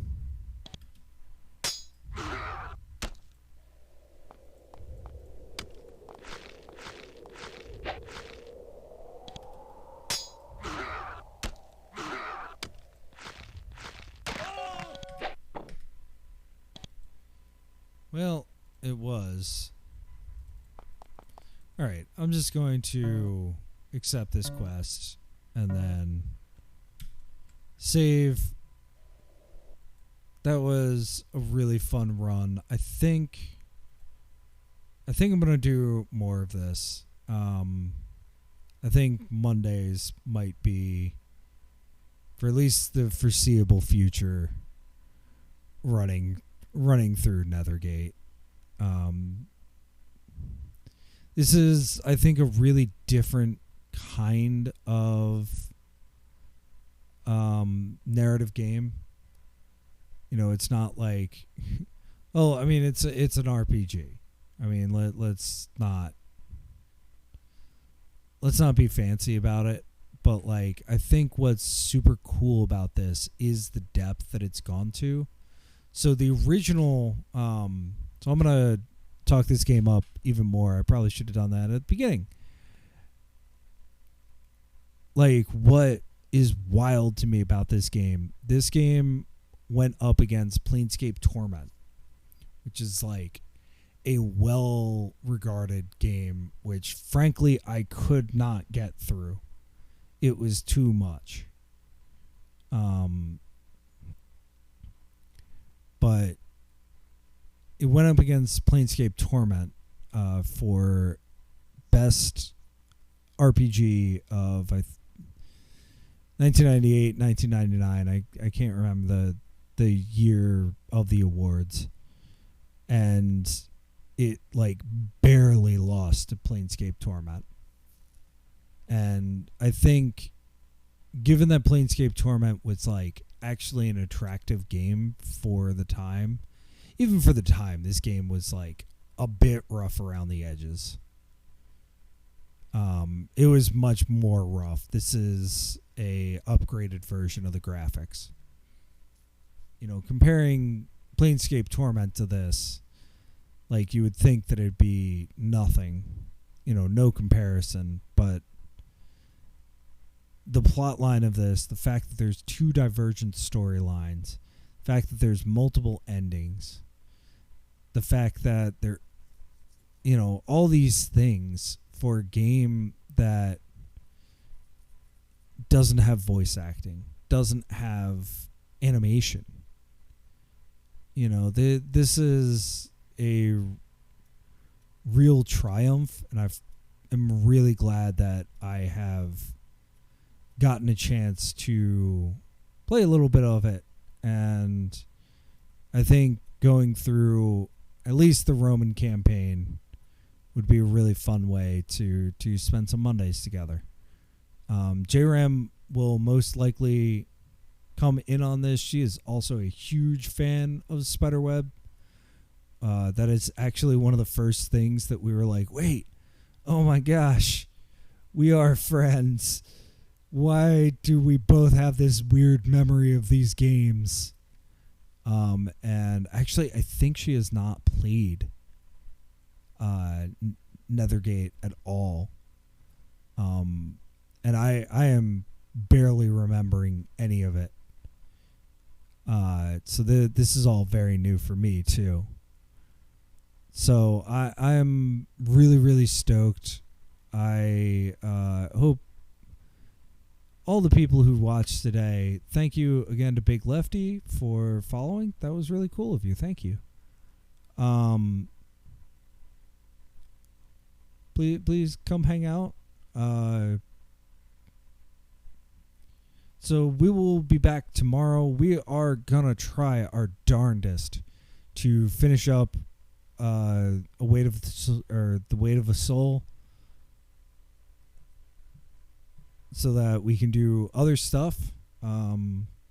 Maybe some choice of games, maybe some twine games, maybe something just a little bit lighter. But I'm really enjoying this. We're also looking into how to do FMV Friday. So like we're trying to ramp up stuff. So all that being said, thank you for coming out. Thank you for all the cool things that you do.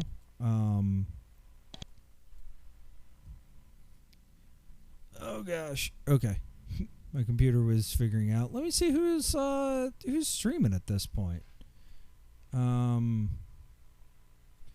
I genuinely don't know. Let's go to Twitch. Let's see who's streaming. Let's see who we want to raid. We have me. Is there? Oh. Well, hey. Let's see how someone else streams a game that I just finished, Hypnospace Outlaw. We're gonna go over to Mint Castella as soon as I double check that this is a cool stream.